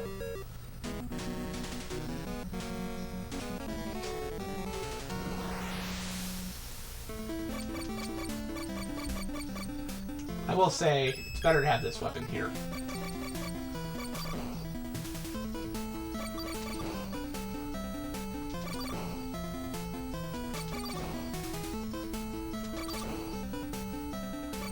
And yeah, if you're familiar with some of Compile's other games, this should look very familiar to you. You know, what was it? Super Mega Force? What was that called? There was something on the Super Nintendo. Musha on Sega Genesis. Literally any of the LS games, actually. Zanak on NES. For those of you cultured enough to know that one. Gunmac. Those are all Compile games. And this plays very similarly to those.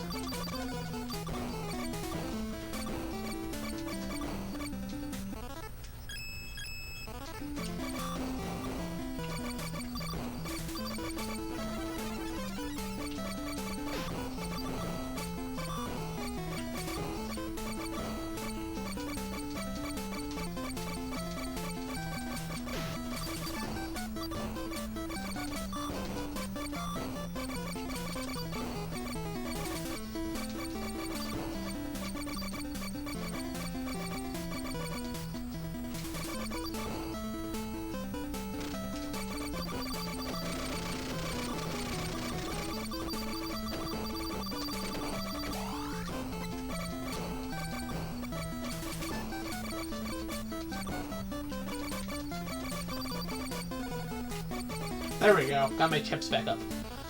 It's a very vocal minority that's complaining about women in fantasy being aesthetically attractive and scantily dressed. We have at least 15 years of data to draw that from straight from the Golden Axe. Dress code does not sell games. Yeah. I know that. Unfortunately, that loud vocal minority has worked itself into the games industry and is currently trying to claim they don't actually exist and we're all worried over nothing. You people are the reason we don't have any new Senran Kagura games.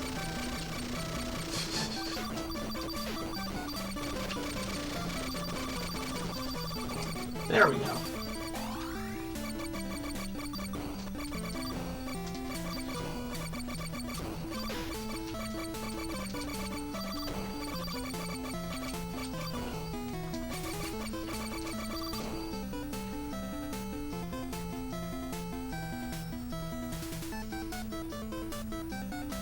Also, like I pointed out when I brought the fact that we're doing this, there just aren't that many actual video games out there that even have the bikini armor thing to begin with. Like, I was trying to compile a list to do stuff, and it's just like, there's not... You'd think for the amount of fuss people raise over it, there'd be more of it. And there's just not.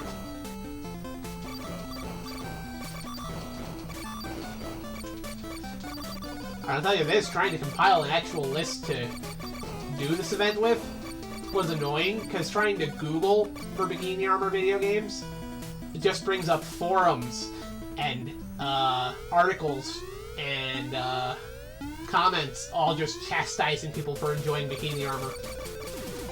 I'm so not kidding. That's what happened. I was looking for it.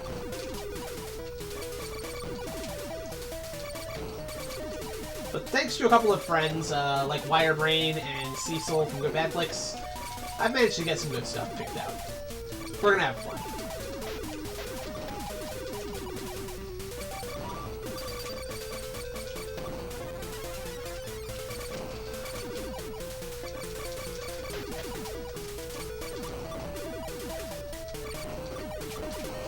There we go. It's our first corridor down. Nice. Also, those two babies, strangest shit you've seen this year. How hard is it to... Yeah, that's the weird thing. Dude, there's money being funneled there. That's somebody's project.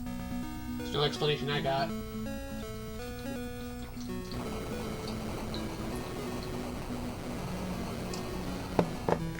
Alright, so there we go. And we got a new weapon out of it. Alright, so that's, what does this one do? There we go. What's this one? It's a little spinny shot. Oh, we can go through here now.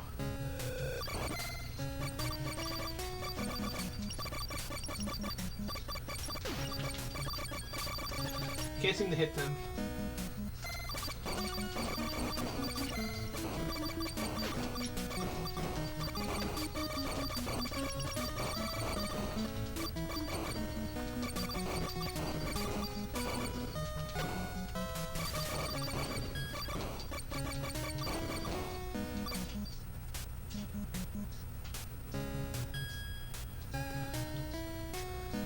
Okay, so we have a new vengeance. Oh, I get that. Back in the 90s when inline skating became really popular, one long-haired skater on the boardwalk with long ruined for everybody. Resented for a long time, but looking back, rock on, dude. Legendary levels of pace just... Yeah, right? Dude, if I'm advocating for bikini armor babes, dude should be allowed to wear whatever they want to. Come on. You can't... Can't have Red Sonja without having Conan, right? Like you have that both sides of the coins there. You have to have the dudes bearing their chests with, like, nothing on but, like, a loincloth or something. And you get the chicks running around in the metal bikinis, and it's just... It's perfection. Still freaking out about all this Skate 3 bikini armor mods. I've seen a few of them. I will happily stare at Karlak and as many of those as people want to mod in. Oh, did I just tip my hand on who my favorite character in the game is? I've not actually played Baldur's Gate 3, I've just watched several of my friends play it. Lisa's a big fan of that one. She liked that a lot. I enjoyed getting to watch her play several parts of that. She enjoyed that game so much she did multiple playthroughs.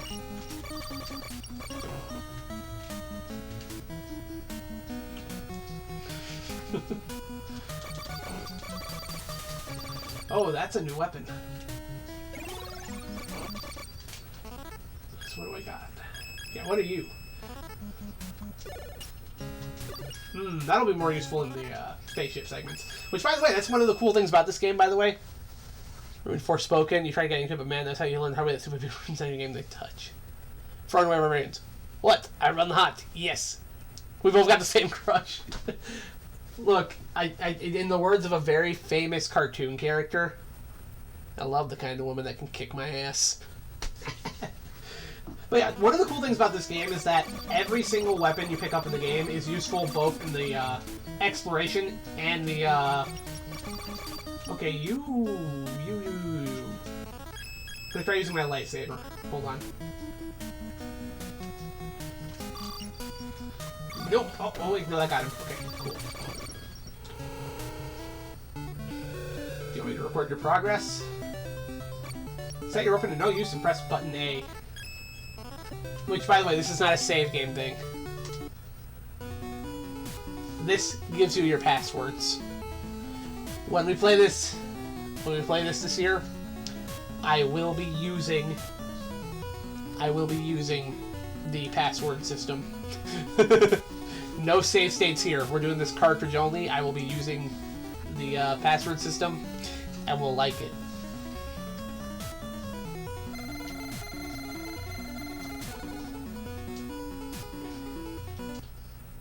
But yeah, that's how you save in this game.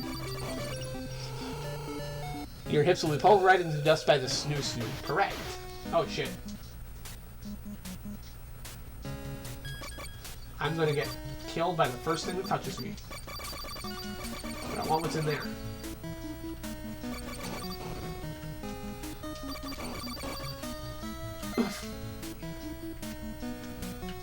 Who dares wins. There we go.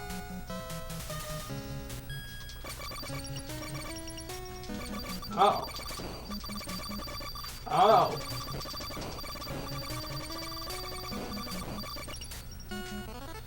It just occurs to me I have the perfect weapon to deal with this. No, not that one.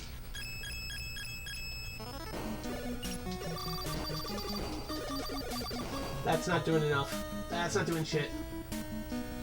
Should we just do the... Should I just do the lightsaber? Lightsaber might be the smartest plan. Okay, we're gonna let him multiply a little bit.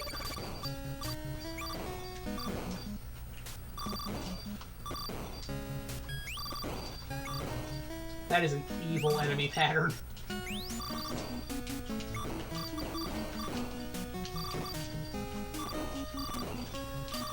Fuck. And we're dead. How badly sweet. See, like her current game woke that game's out. Oh my gosh. Lise was talking to me about that with the new Dragon's Age game. Because she played the old Dragon's Age games. That's hot. I love this game. This game's cool. Let's see. Are we still at the... Yeah, we're still here. Let's try not getting destroyed here. Keep exploring. But yeah, no, Lise was talking with me about the new Dragon's Age game. She's played several of the older ones, and also she has Baldur's Gate 3 to compare it directly to. And she can't believe how cringy the dialogue is in that new game. Like, the way you can tell every line in the game was written by, you know, they had like an executive over their shoulder making sure everything was kosher. And spread, you know, whatever message they're trying to spread, yeah, she was not happy. She did not buy the game either, because she's smart. She is playing a gacha game on her phone right now, but it's like the one gacha game I approve of. I shouldn't phrase it like that. No, she started playing the Wizardry gacha game, Wizardry Variants Daphne, which is actually, like, super cool. I dig the hell out of it. I don't play mobile games, but if I did, I'd probably play that one. I don't even like gacha games, and I'd still give that one a shot. Mostly because it's a hardcore dungeon crawler with permadeath. Yeah. I don't know what audience that's for, but I think I'm part of it. Oh, that's right. I have... Yeah, this will be helpful here. You'd get so lost in this game. I love games like this. I know I complain about Metroidvanias a bit, but I do like games that I can explore around, as long as the world's small enough and manageable enough for me. This one, it's an NES game. The world's not going to be that big and complex, you know?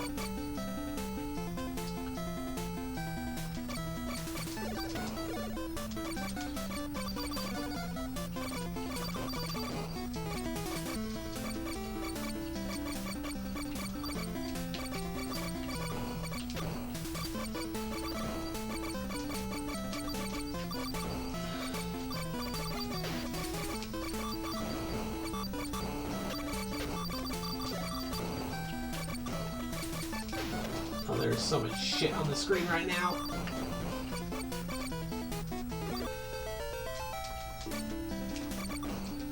Okay, I think that's a level up noise, what we just heard there. I did run out of, yeah, my chips are down, so I'm not doing the super shot. So I'll try to use something a little more powerful. Oh, this thing. Okay. I kind of know how to deal with this one. There's a way faster variant of this that shows up later in the game.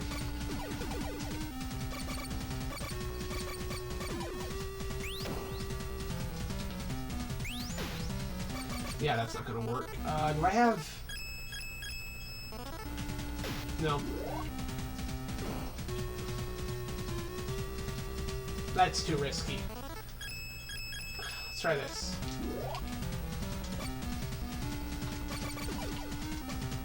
Yeah, that's not perfect, but I'll take that. Ah, fuck. I mean, enjoying the experience, you just mean lost in a maze. Like games like Downloader is literally one action button, one direction to go. No, I like a wide variety of games. Speaking of, let's check out something else. But, yes, this will be happening in Bikini Babe Summer. Bikini Armor Babe Summer. This is a planned thing. It will be happening. Guardian Legend. Don't miss it. Let's see, what else do I have on the NES that we can play? I am so happy to have a functioning NES again. What do I got up here? I have my whole stack of Double Dragon games, but I think we're gonna hold off on Double Dragon until we get to next year. What else do I got up here? We already did plenty of Castlevania. I don't need more Castlevania. Going for some Joust. I like Joust. Afterburner, Rolling Thunder, Alien Syndrome. I like those. I like those a lot. Gauntlet. Gauntlet we could play during Bikini Babe Armor Summer, whatever. Yeah. Prisoner of War is a good one. Wizards and Warrior fits my mood. Rygar. Rygar's cool.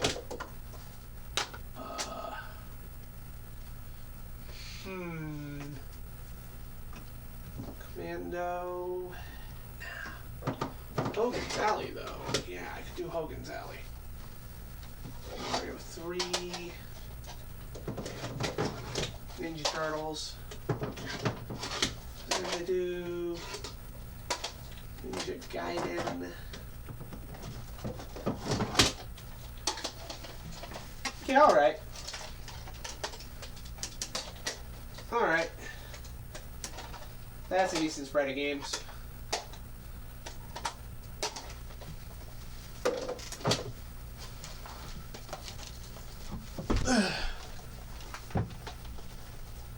What happened to the NES in the past? We're ended up needing. My NES had a sound issue. Like, the bass channel was just completely out. There was, it just didn't make any sound. And my initial plan was I was just going to have the shop recap it. But the shop was like, we don't know for sure that's going to fix the problem. So instead, they just let me buy a new NES at a very nice discount. Like, they actually let me buy it for cheaper than the repairs would have been.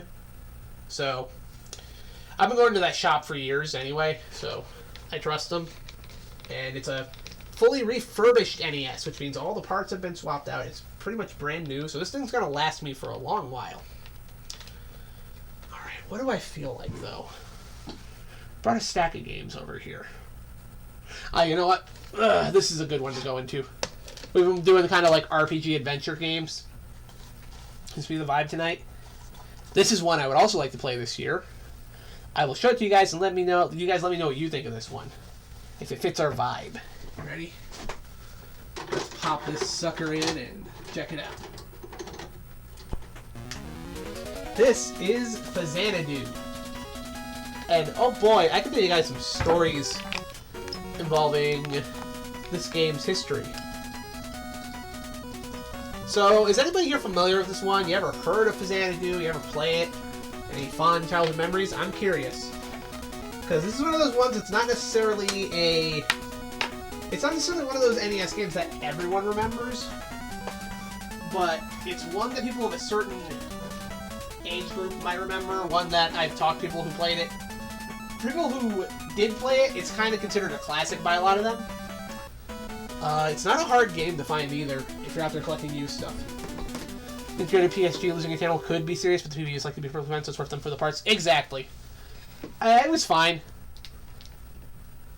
It's nice to have a functioning NES, like, all things considered. Like, I'm not too upset about that.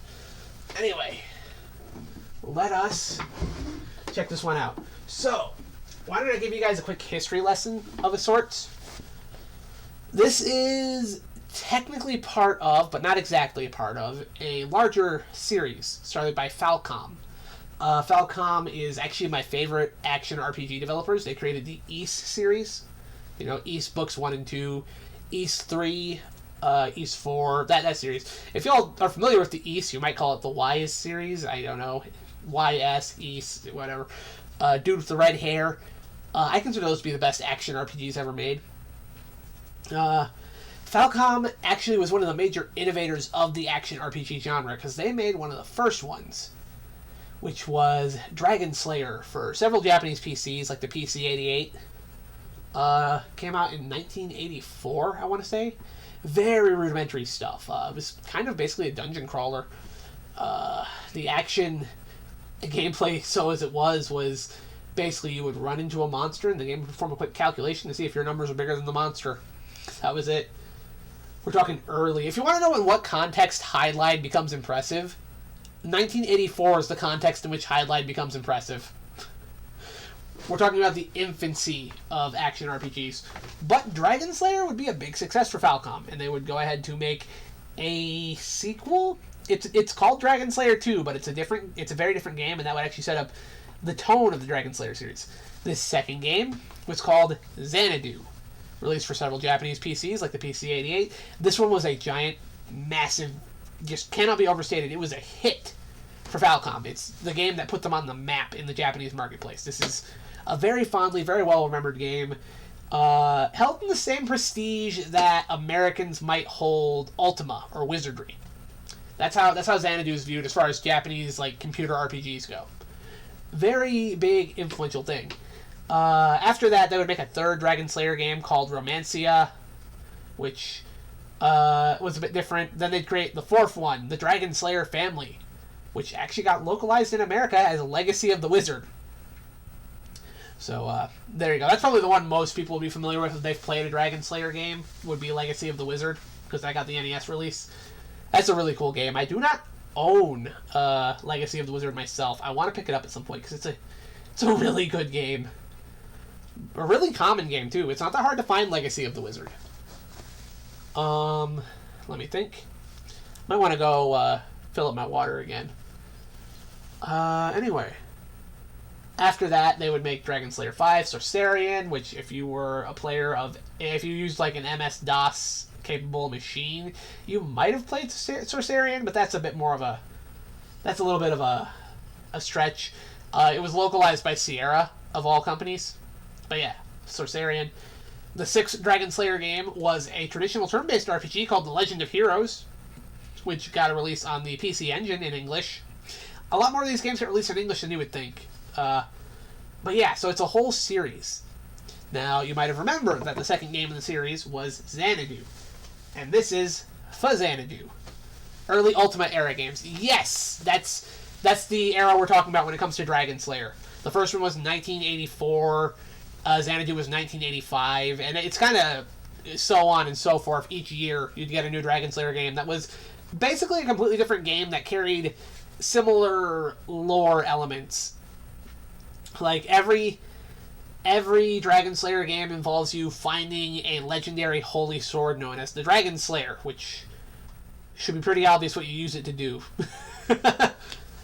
Most of them were action RPGs, almost the entire series was until the sixth game. They were very different action RPGs. The first game was a top-down dungeon crawler type game. The second one was kind of weird because it's kind of like the reverse of what Zelda 2 did later.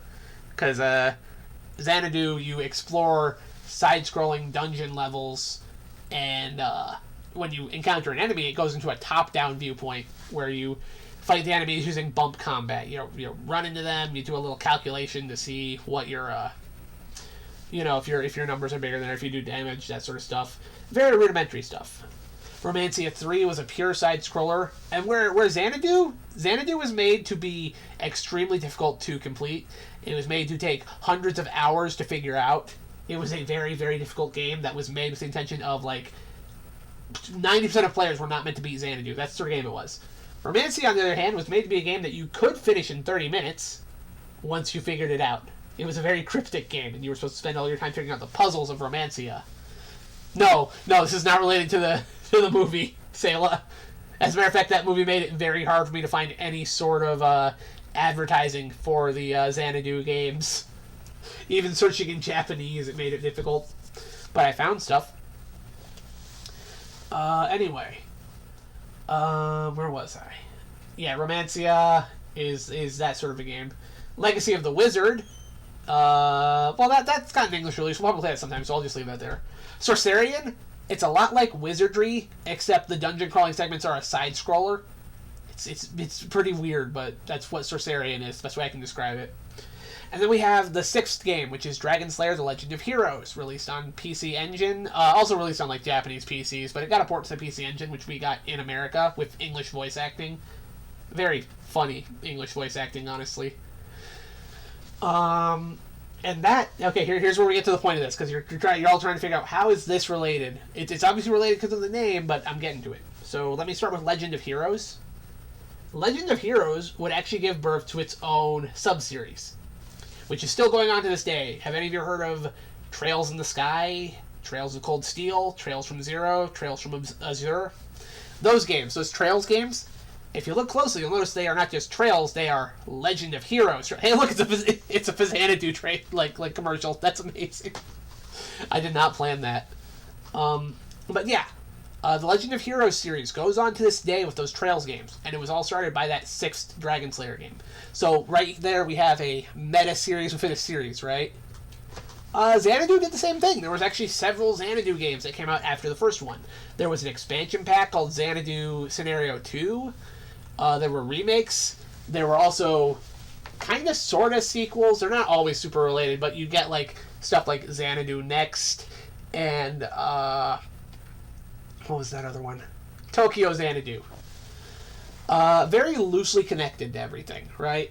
There was also the 8th Dragon Slayer game. I skipped over 7. 7's a real-time strategy game called Lord Monarch.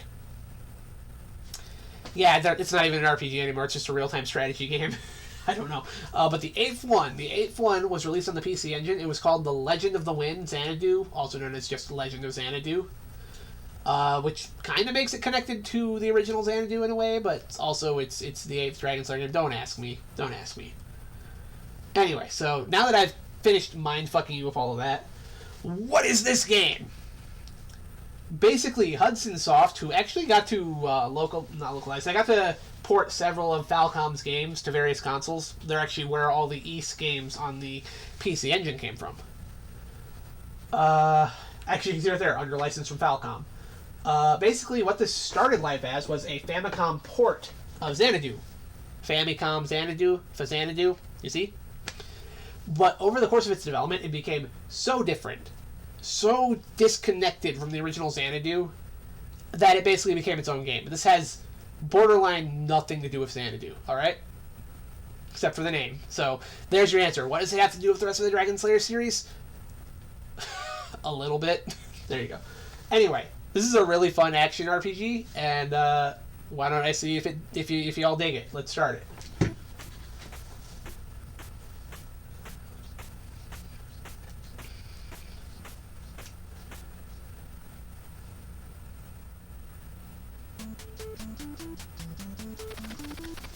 I've been on a long journey. I came back to my hometown to find it. It is almost deserted.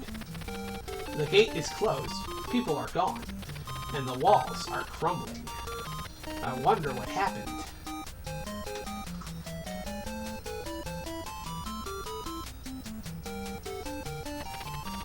I want you to see the king right away, although you've just arrived.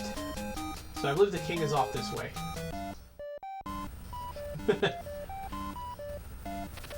Dried meat to bring energy for 50 golds. This is not enough golds. I don't have any golds. I have to go talk to the king first.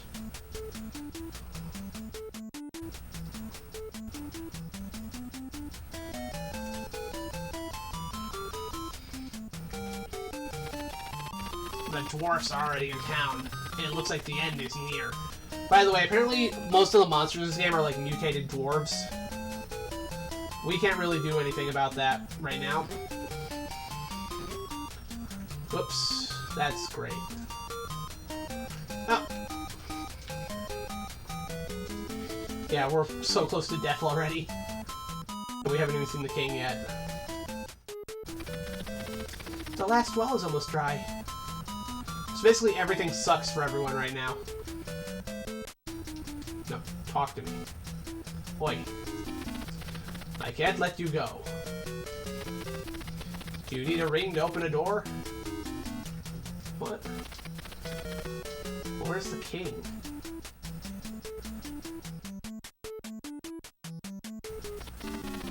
Do you need a ring to open a door? Huh?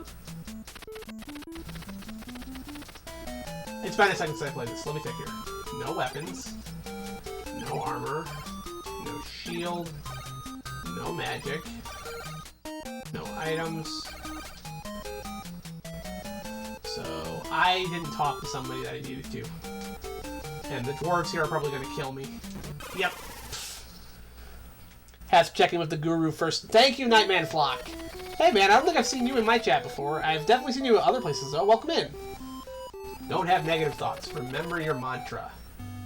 Well, there you go. You know what? I know you can just play this, but we're just gonna call a mulligan on that one. Here. Let's just pretend that didn't happen and I didn't just do something stupid. I went right for the king. I haven't played this in a fair bit. But yeah, this is one we should try playing this year. This is one of those games I've been wanting to stream. I've just been waiting to have the NES fixed, so much like with Guardian Legend earlier and Final Fantasy, you can consider this kind of a preview for things I might do in 2025. Anyway, so let us begin again. I think you guys can already tell from looking at it, though, why this one appeals to me, because y'all know, like, what one of my favorite NES games is, right? Like Simon's Quest. But I think it's actually recommended you talk to the guru, you die to the dwarves on the bridge for free full heal.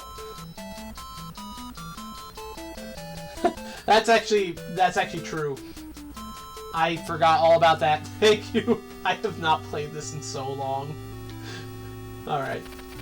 If you are going to see the king, take this ring. This ring will identify you. Don't lose it. Ring of Health. There we go. Visit all gurus on your way.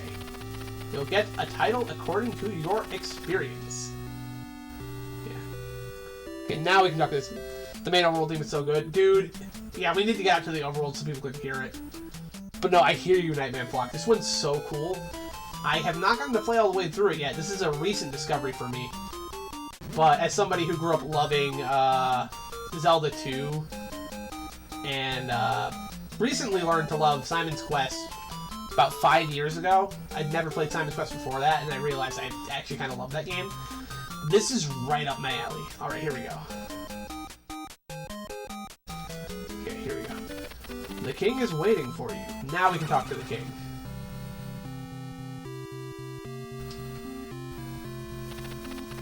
Glad you could come. Disaster has befallen us.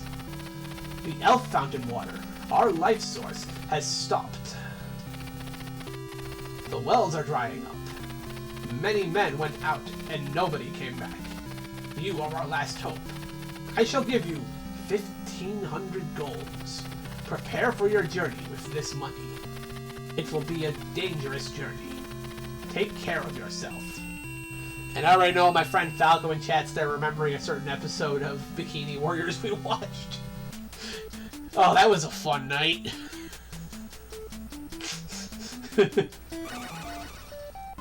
Let's see here. Do you want a martial art lesson for 2,000 golds? I didn't, but I pushed the wrong button. Whatever. This other guy is magic, right? I need to go buy a sword is what I need. I shall give magic for 2,000 golds. Okay, whatever. Let's go get a sword real quick. We need that sword. So we can fight dwarves. I always forget there's one hidden right behind that.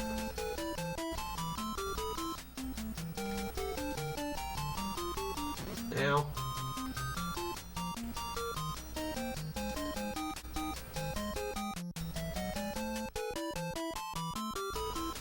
Alright, now let's try to find a sword. This is an armory. Hello, I sell tools. What would you like? What do you have? What would you like? Hand dagger. That's probably as good as we're gonna get for now. Deluge is also good. That's a spell. Thank you for shopping.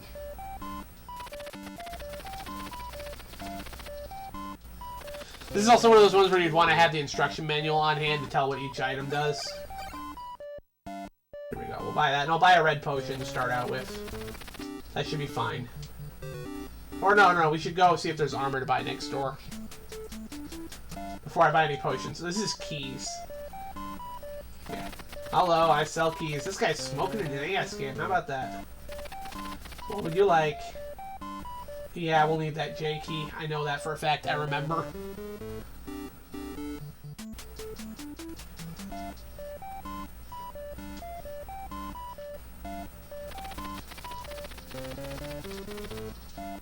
You sell anything else?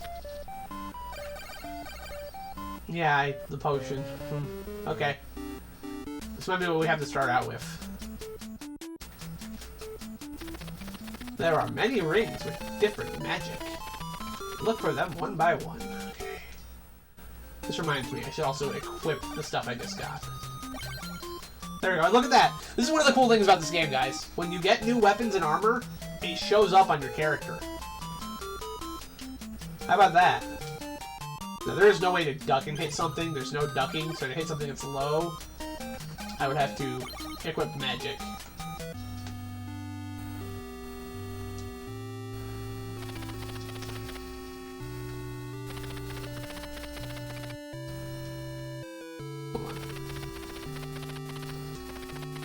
You'll get a title according to your experience. Okay, so he's not giving me anything.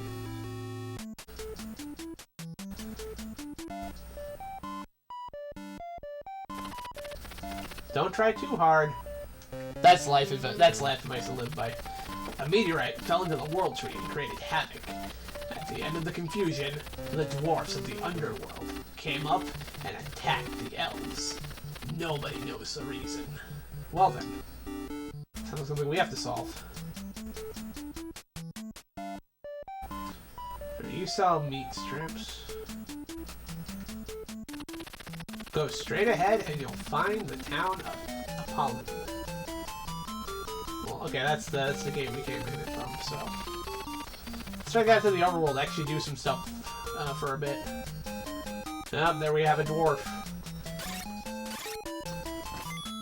There we go. Successfully did it. There is a mark of Jack by the keyhole. I should go buy another key.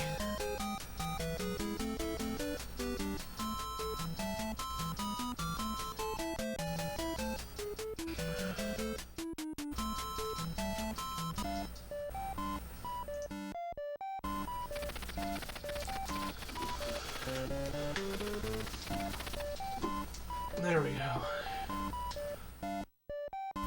Because I recall there is a way to get soft locked early in this.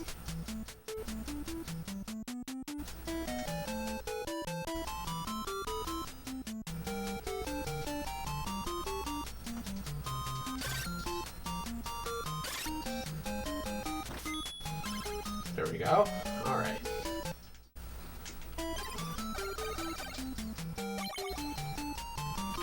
I've used key. Here we go. And our adventure begins.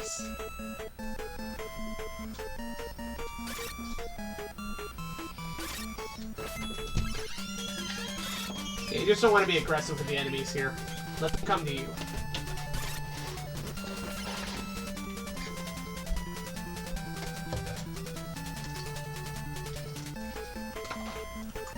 This one's low on the ground. I can only hit with the magic. Let me see. Do I remember how to do that? Yes, I do.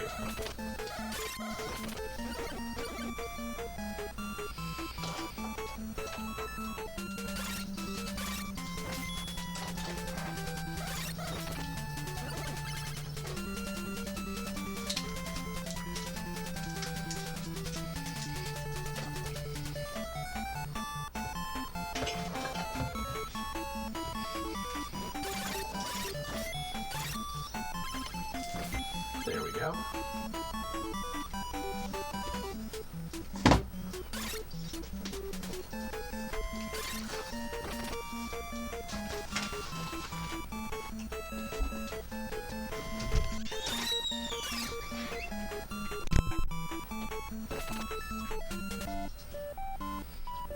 What do you have, good sir? Hello, I sell tools. What would you like? Okay, what do we got? Magic shield and death. Pretty expensive. We'd have to grind for a bit to get those. Ow! Of course there's a zombie right out there.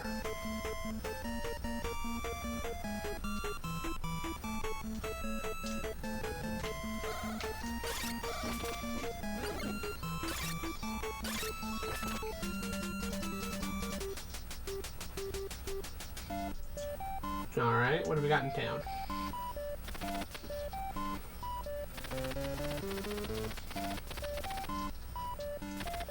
What do you got? A small shield, hand dagger, deluge, and a red potion. That small shield could be nice if we save up a little more. That's like Game Gear that's just in the shop for some reason. It shows up again near the end of the game for less. Ah, they're teasing you. Keys. What do you got for keys? Can I sell keys? What would you like? It's another jack key, so we can get back into the starting town if we need to.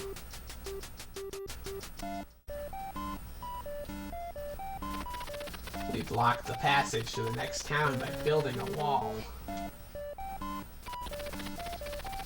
I'm not making that fucking joke. But the dwarves keep coming. You should have a shield. It'll protect you from dwarf attacks. Well, I need at least 800 for that shield, so...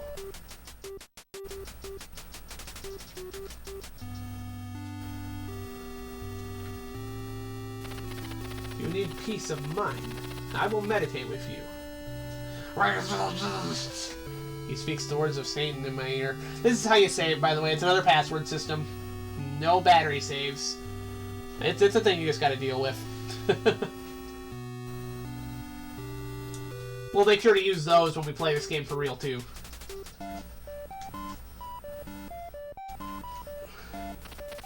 I always thought this nurse sprite was cute. Alright. Are you hurt? Our doctor can help. They want a treatment? It is 250 golds, please. And I accidentally paid it. You gotta remember, in this game, you press A to confirm and B to cancel. So, you're not gonna get like a yes or no confirmation, you just have to remember to press the right button. It'll take me a second to adjust to that. You can carry 8 items. They are all important. Choose well. Did you learn the Guru's mantra? The mantra will return you to this world. Hold on to the mantra. Basically, write down your passcode, kids. Come down here. There we go. Need about 800 gold to get that shield. And I do want to get the shield just because, again, it shows off how cool this game is for showing off the armor you buy on your... I can't think of any other games that did that on the NES, where you would buy, like, armor for your character and it would show up on your sprite. Like, that's really cool. Excuse me. There we go.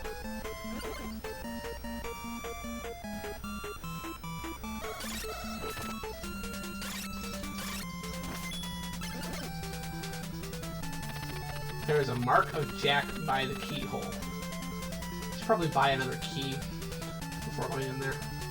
Can't go in there yet. Which means that my best thing to do right now is to grind for cash.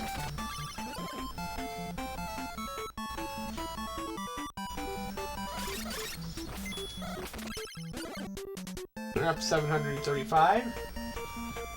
We should be able to get a, Ow! You jerk. Ah. Stop that.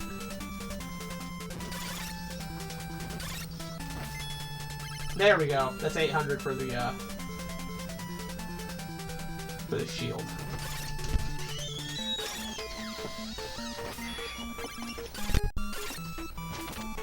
There we go.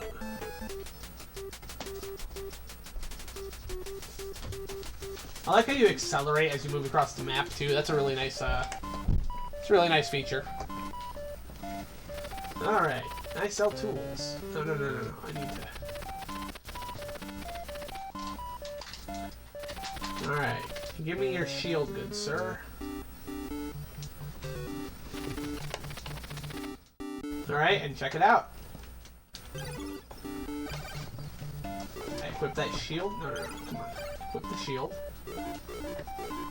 Can I not equip it? Well, I mean, yeah, I can't equip it inside. Hold on. Now that we're outside, we should be able to equip it. There we go. And look, see? Got an actual shield on my character now.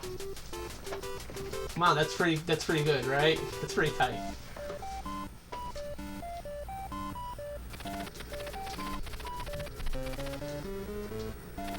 What would I like?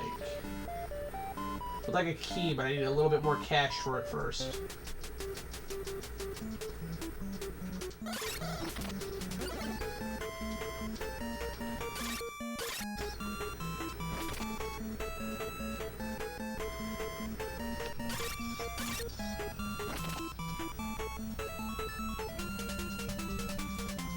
Here we go. These guys drop gold. There we go. Now I have to buy another key. Now go into that tree, which I recall being the game's first big, like not necessarily a dungeon, but like a hurdle. The quest in this one's pretty linear, all things considered, which is not a bad thing. Good luck. Thank you. I'm just trying to buy a key, lady.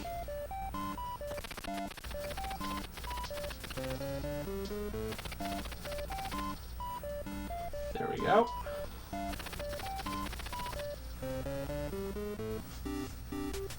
Oh, I should also mention, since we were talking about Xanadu earlier in the whole Dragon Slayer series, I should mention some of those games actually got anime adaptations. The PC Engine game I mentioned earlier, Dragon Slayer Legend of Heroes, got one. But more interestingly and more pertinent to this one, the original Xanadu has an anime OVA adaptation. Which, like I said, this game's very different from actual Xanadu. It started out as a port, but then became its own thing. Has nothing to do with the original Xanadu that much. But it's so cool that it exists. I have watched that anime. It's a fun watch. Pretty unexpectedly fun. I should just show that in the server sometime. I think I'll get a kick out of it.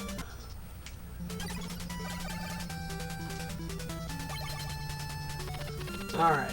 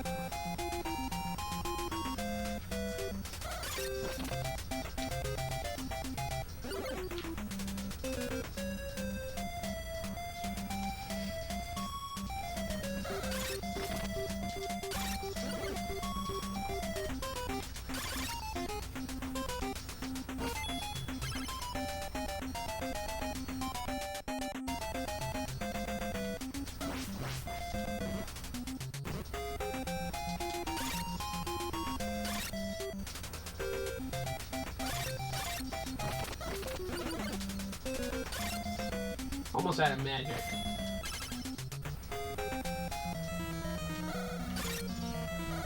We'll hit him with what little deluge we have, but then we have to move in for the kill.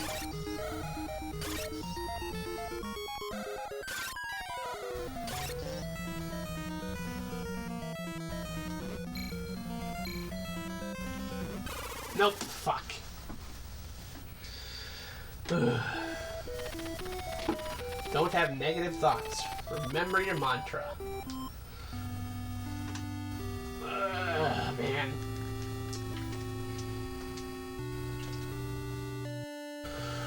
Let's give that one more shot.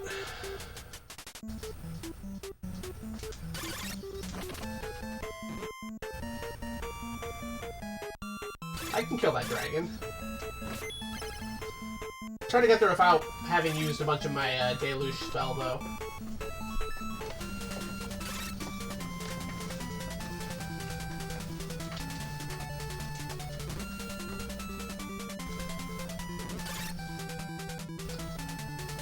I do have to use it if I want to kill those guys and get some health back, but... Damn it, they're gonna make me have to use it. Okay, hold on.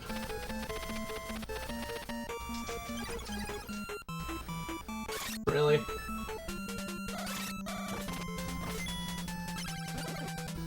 At this point, it's worth just heading back to the town. I don't know.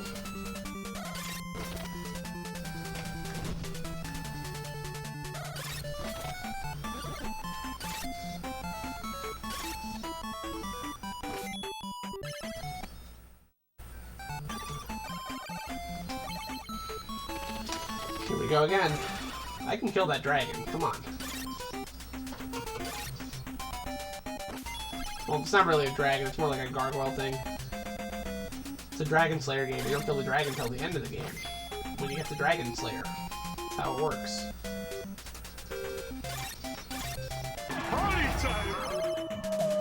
Hey, Marie Godilla. I saw your emote earlier. I thought it was cool. You gotta build up momentum first. That's how jumping works. There we go. First gotta kill this little satyr dude.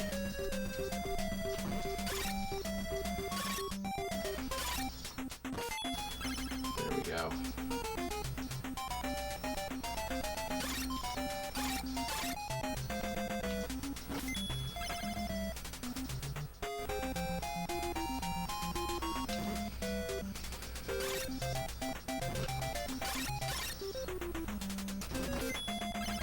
Damn it.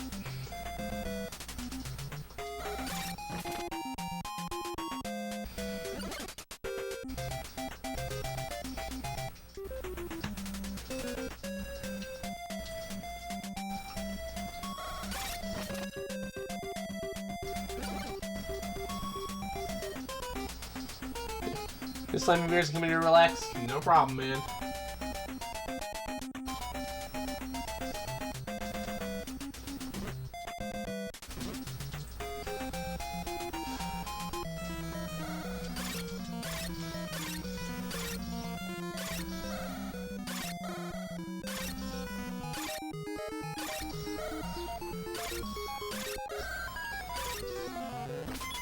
Well, there we go. I'm holding Mattock.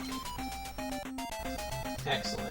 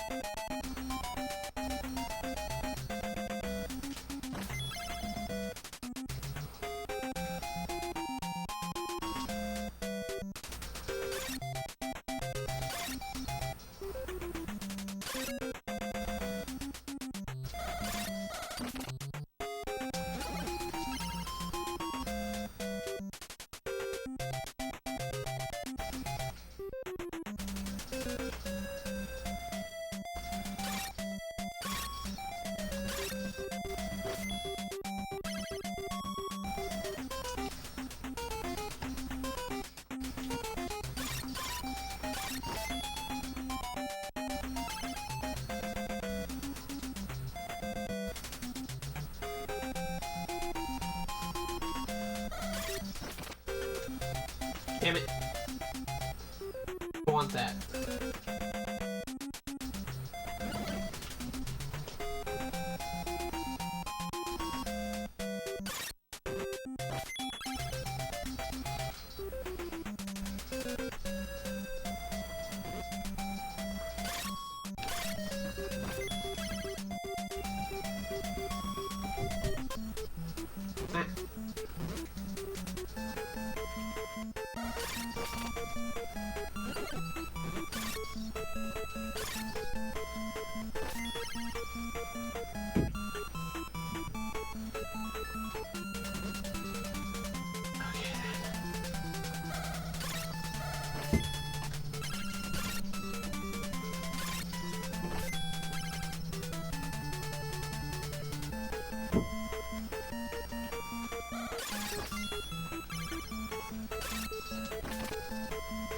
There we go, we managed to make it back to town.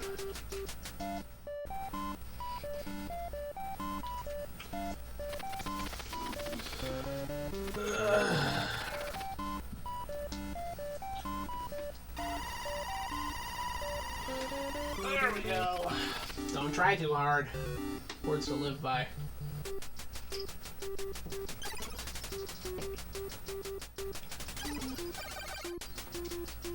We can use the mattock to get through the blocked off route that was over this way.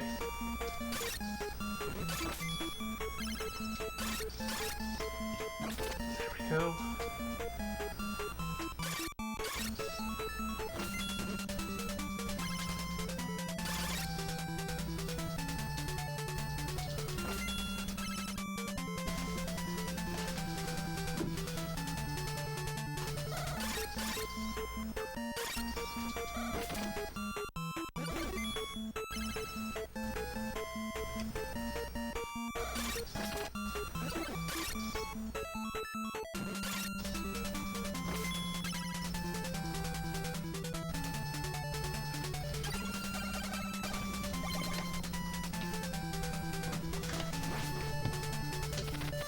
I've used mattock.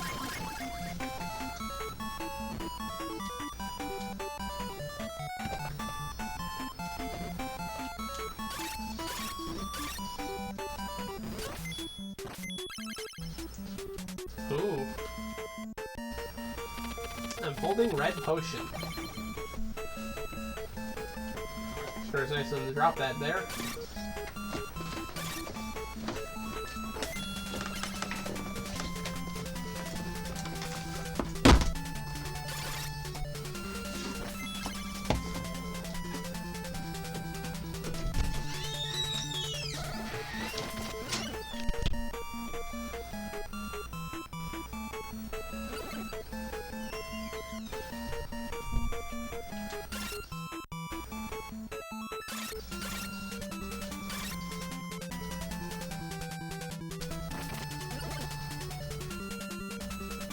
Oh, there's an item up there.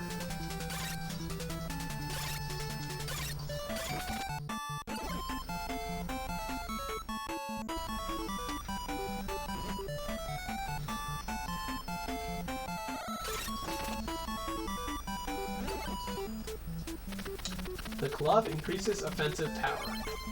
Can I equip it?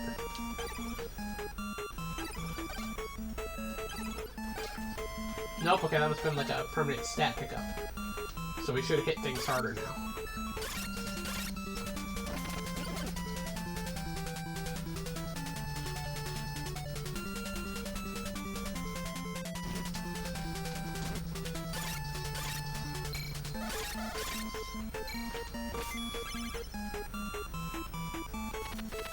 The power of glove is gone. Aww. So it's just a minor power up. That's not nearly as exciting. Okay, we went to another town. This is the town of Forepaw.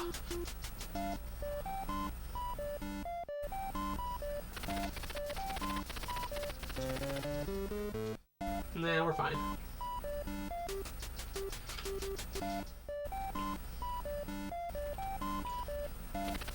Hello, I sell tools.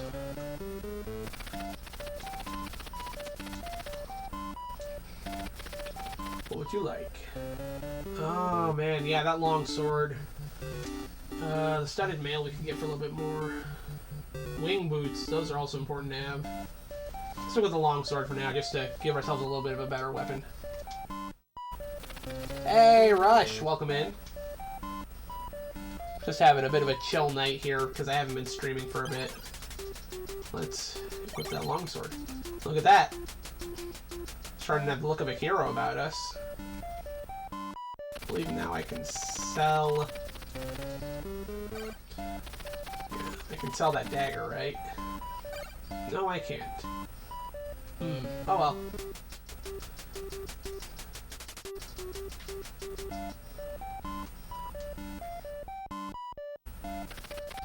There is a spring in the tower of Fortress. You'll find the dried up fountain and the entrance to the tower right above this town. So long. Water treatment. 500 gold. Yeah, I'll take my chances.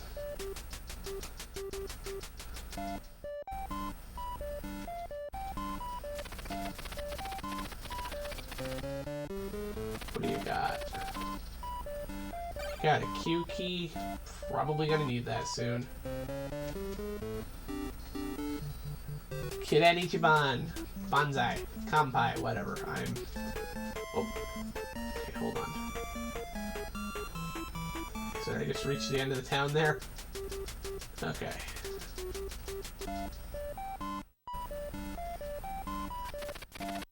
I hear quite often about a fountain in the sky. When you go down from the town, you'll come to a place where the sky opens above. They say a fountain is up in the sky, but you need wing boots. Okay, so we can't get up there without wing boots. Alright. Let's see what we can do.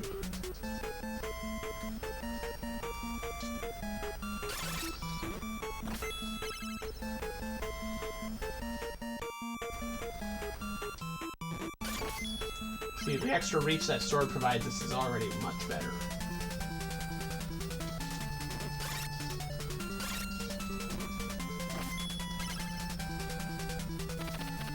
There's the mark of Joker by the keyhole.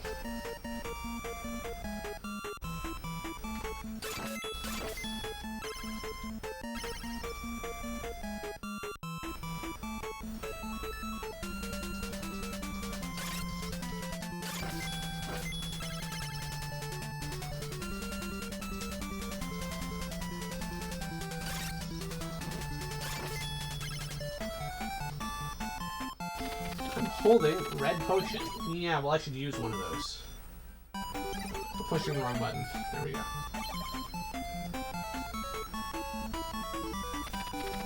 Use red potion. There we go.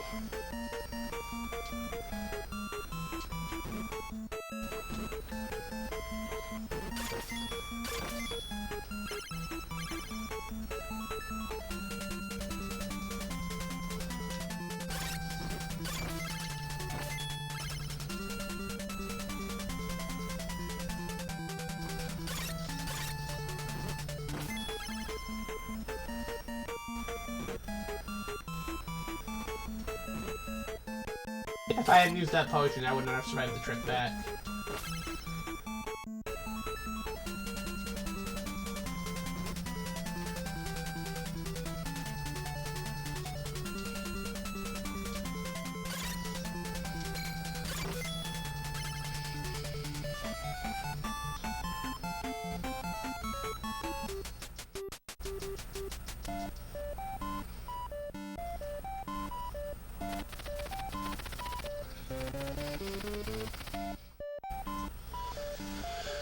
We should really get that plate mail too, just so I can show you guys that. And then, man, it's already 3 in the morning. I might want to consider wrapping up for the night, because I'll be back tomorrow or later today, I guess, doing Katana Zero to wrap up Cyberpunk Christmas, since I haven't been able to do that. And then we start the Wonder Boy stuff for January, which should be really fun.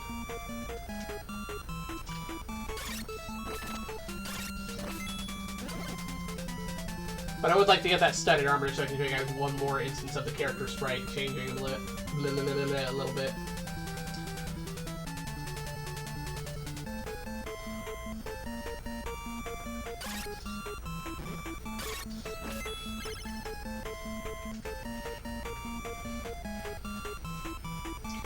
There's that fountain. There's Mark of Jack by the keyhole. That's excellent. That's excellent. Before I go in there, I would like to get that armor.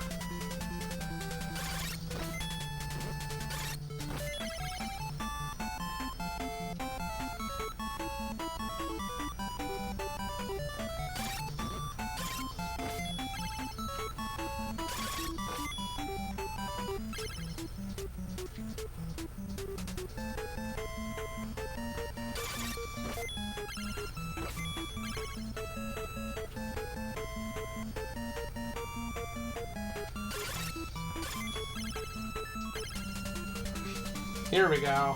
Prime grinding, right?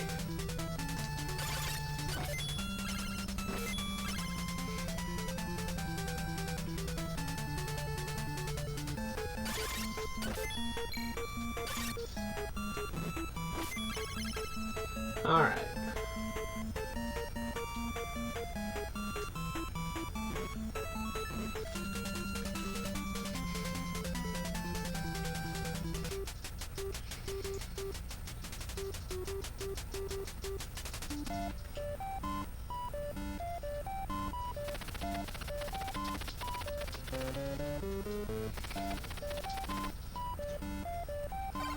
Give me that studded mail.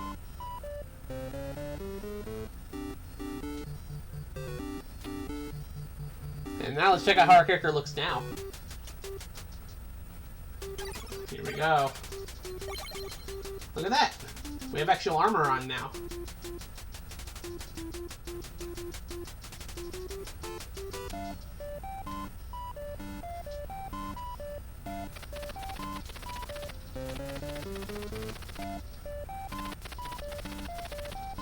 We don't have enough gold to get treated at the doctor's office.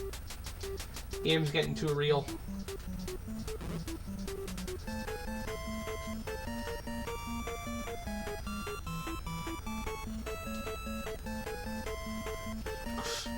There's no floor there, stupid. Oh shit. Maybe I'm stupid. Yep.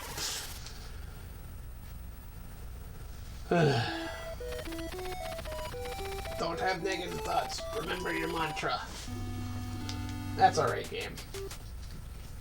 So there we go. That's Xanadu. That's another one we should do this year. Like as a full stream.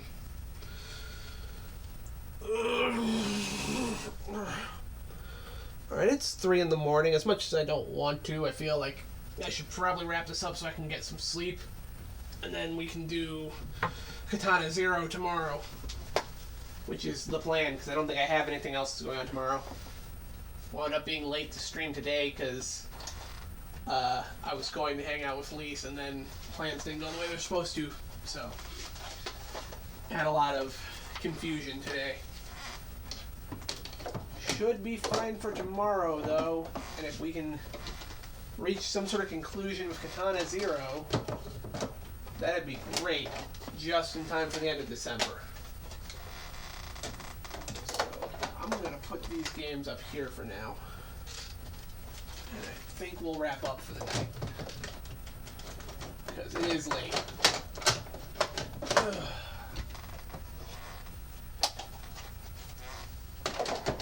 There we go. Alright.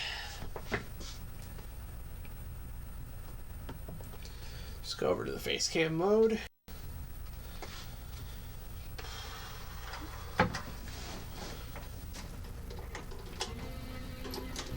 Turn this off.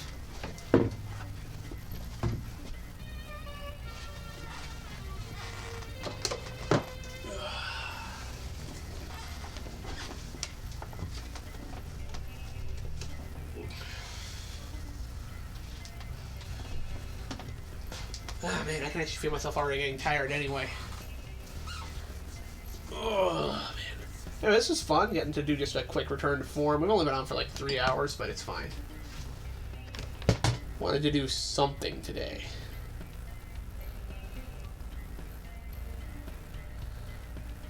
Oh man.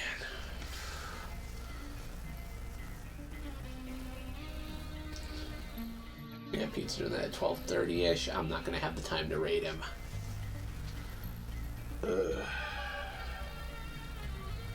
I'm beat. I was up till like 6, 7 in the morning last night. It's time to go to bed. Let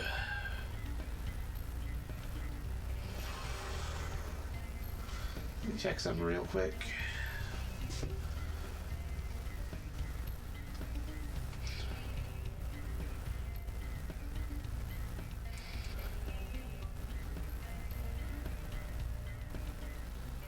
Yeah, I think we'll just go to the end screen and wrap up for tonight. My peeps who know Pete, he'll be on later tonight, so if you need company, you know where he is. But I'm going to bed because I got to do one more stream tomorrow. It's got to be Katana Zero, so we can wrap up Cyberpunk Christmas. Then on Wednesday, I'm going to be doing we'll be doing Wonder Boy stuff, which will be really fun to kick off the new year with. So, you know what I have to tell 2024 as we go into the next year? Because it's how I felt at the end of Castlevember. Here we go. Bring it in. So to 2024, I say to you, see you, idiot bastard. Anyway, yeah. This has been great getting to come back and stream for a little bit. We'll be back into full gear tomorrow to do the ending of Cyberpunk Christmas. It's been a really busy time, but thankfully the holidays are practically over, so be back to business as usual. Hopefully I will be less tired going forward, and we'll be able to do some really good stuff. And hopefully you guys are looking forward to some of the stuff I have planned for 2025, like I told y'all. I got plans. And who knows, maybe by this time next year, I might even have a playable version of what me, Lise, and Falco are working on for video games, so stay tuned. Anyway, I am drifting, so I think I'm just going to hit the outro. We'll call it a night. You all will be free to go to wherever you want. I'm going to get to bed, because I'm tired. So, how do I usually end these things? Let me see if I can remember this, because it's been a hot minute since I've streamed. This has been Quinn Michael from Shaggy Turtle Studios, Channel 14, WNBI-TV, where we're high on retro junk. And like I always say at the end of all my shows, like it or not, I'll be back next time. Probably see you guys tomorrow. Katana Zero. Don't miss it. The outro will totally play at some point, I'm sure. Or not. Because this one is the outro actually play on this thing. We just sit here on a black screen because it doesn't want to load the outro because I run off of a potato computer.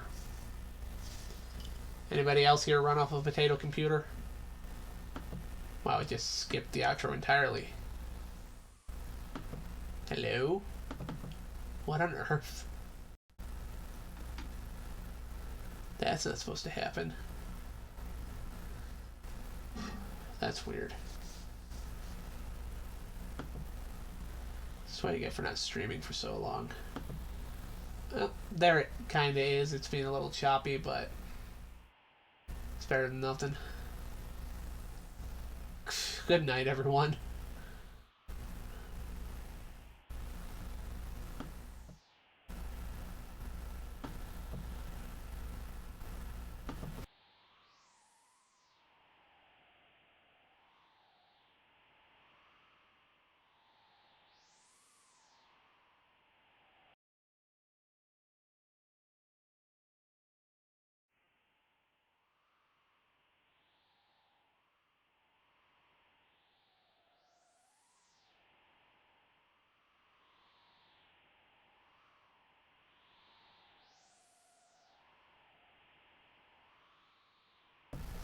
I just realized my outro is completely muted because I set it up that way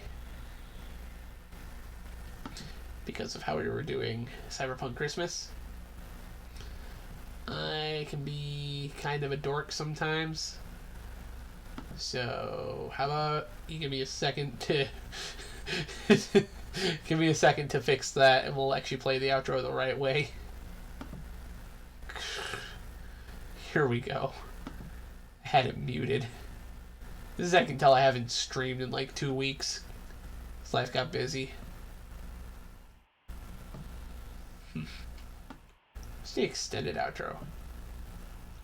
I can try running that. Okay. One more time. Let me try that again. One more time.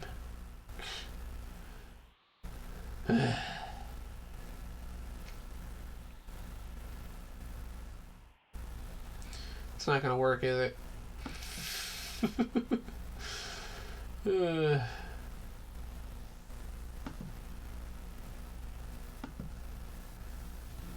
There it is. Alright, good night everybody, for real this time.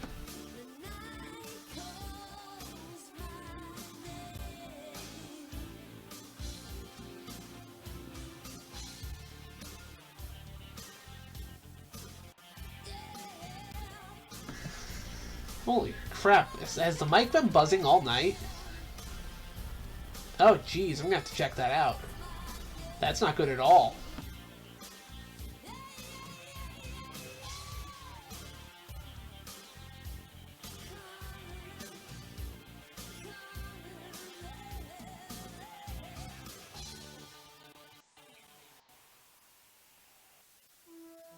Ladies and gentlemen, this concludes WNBI-TV's broadcast hours. We sincerely hope you've enjoyed today's programming and will rejoin us when we next return to air.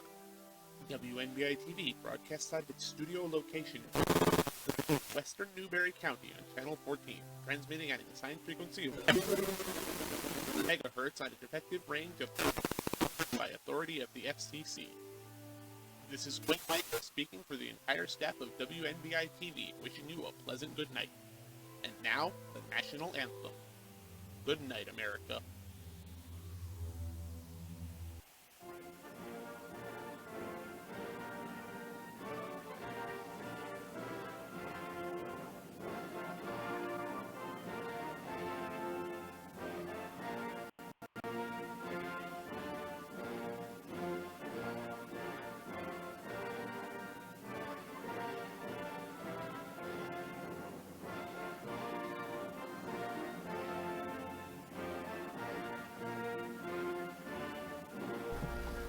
Yeah, it's getting late. I need to rest. Also, it sounds like the mic's buzzing. I'm gonna have to check that after the stream ends. That's not supposed to happen. Good night, everybody.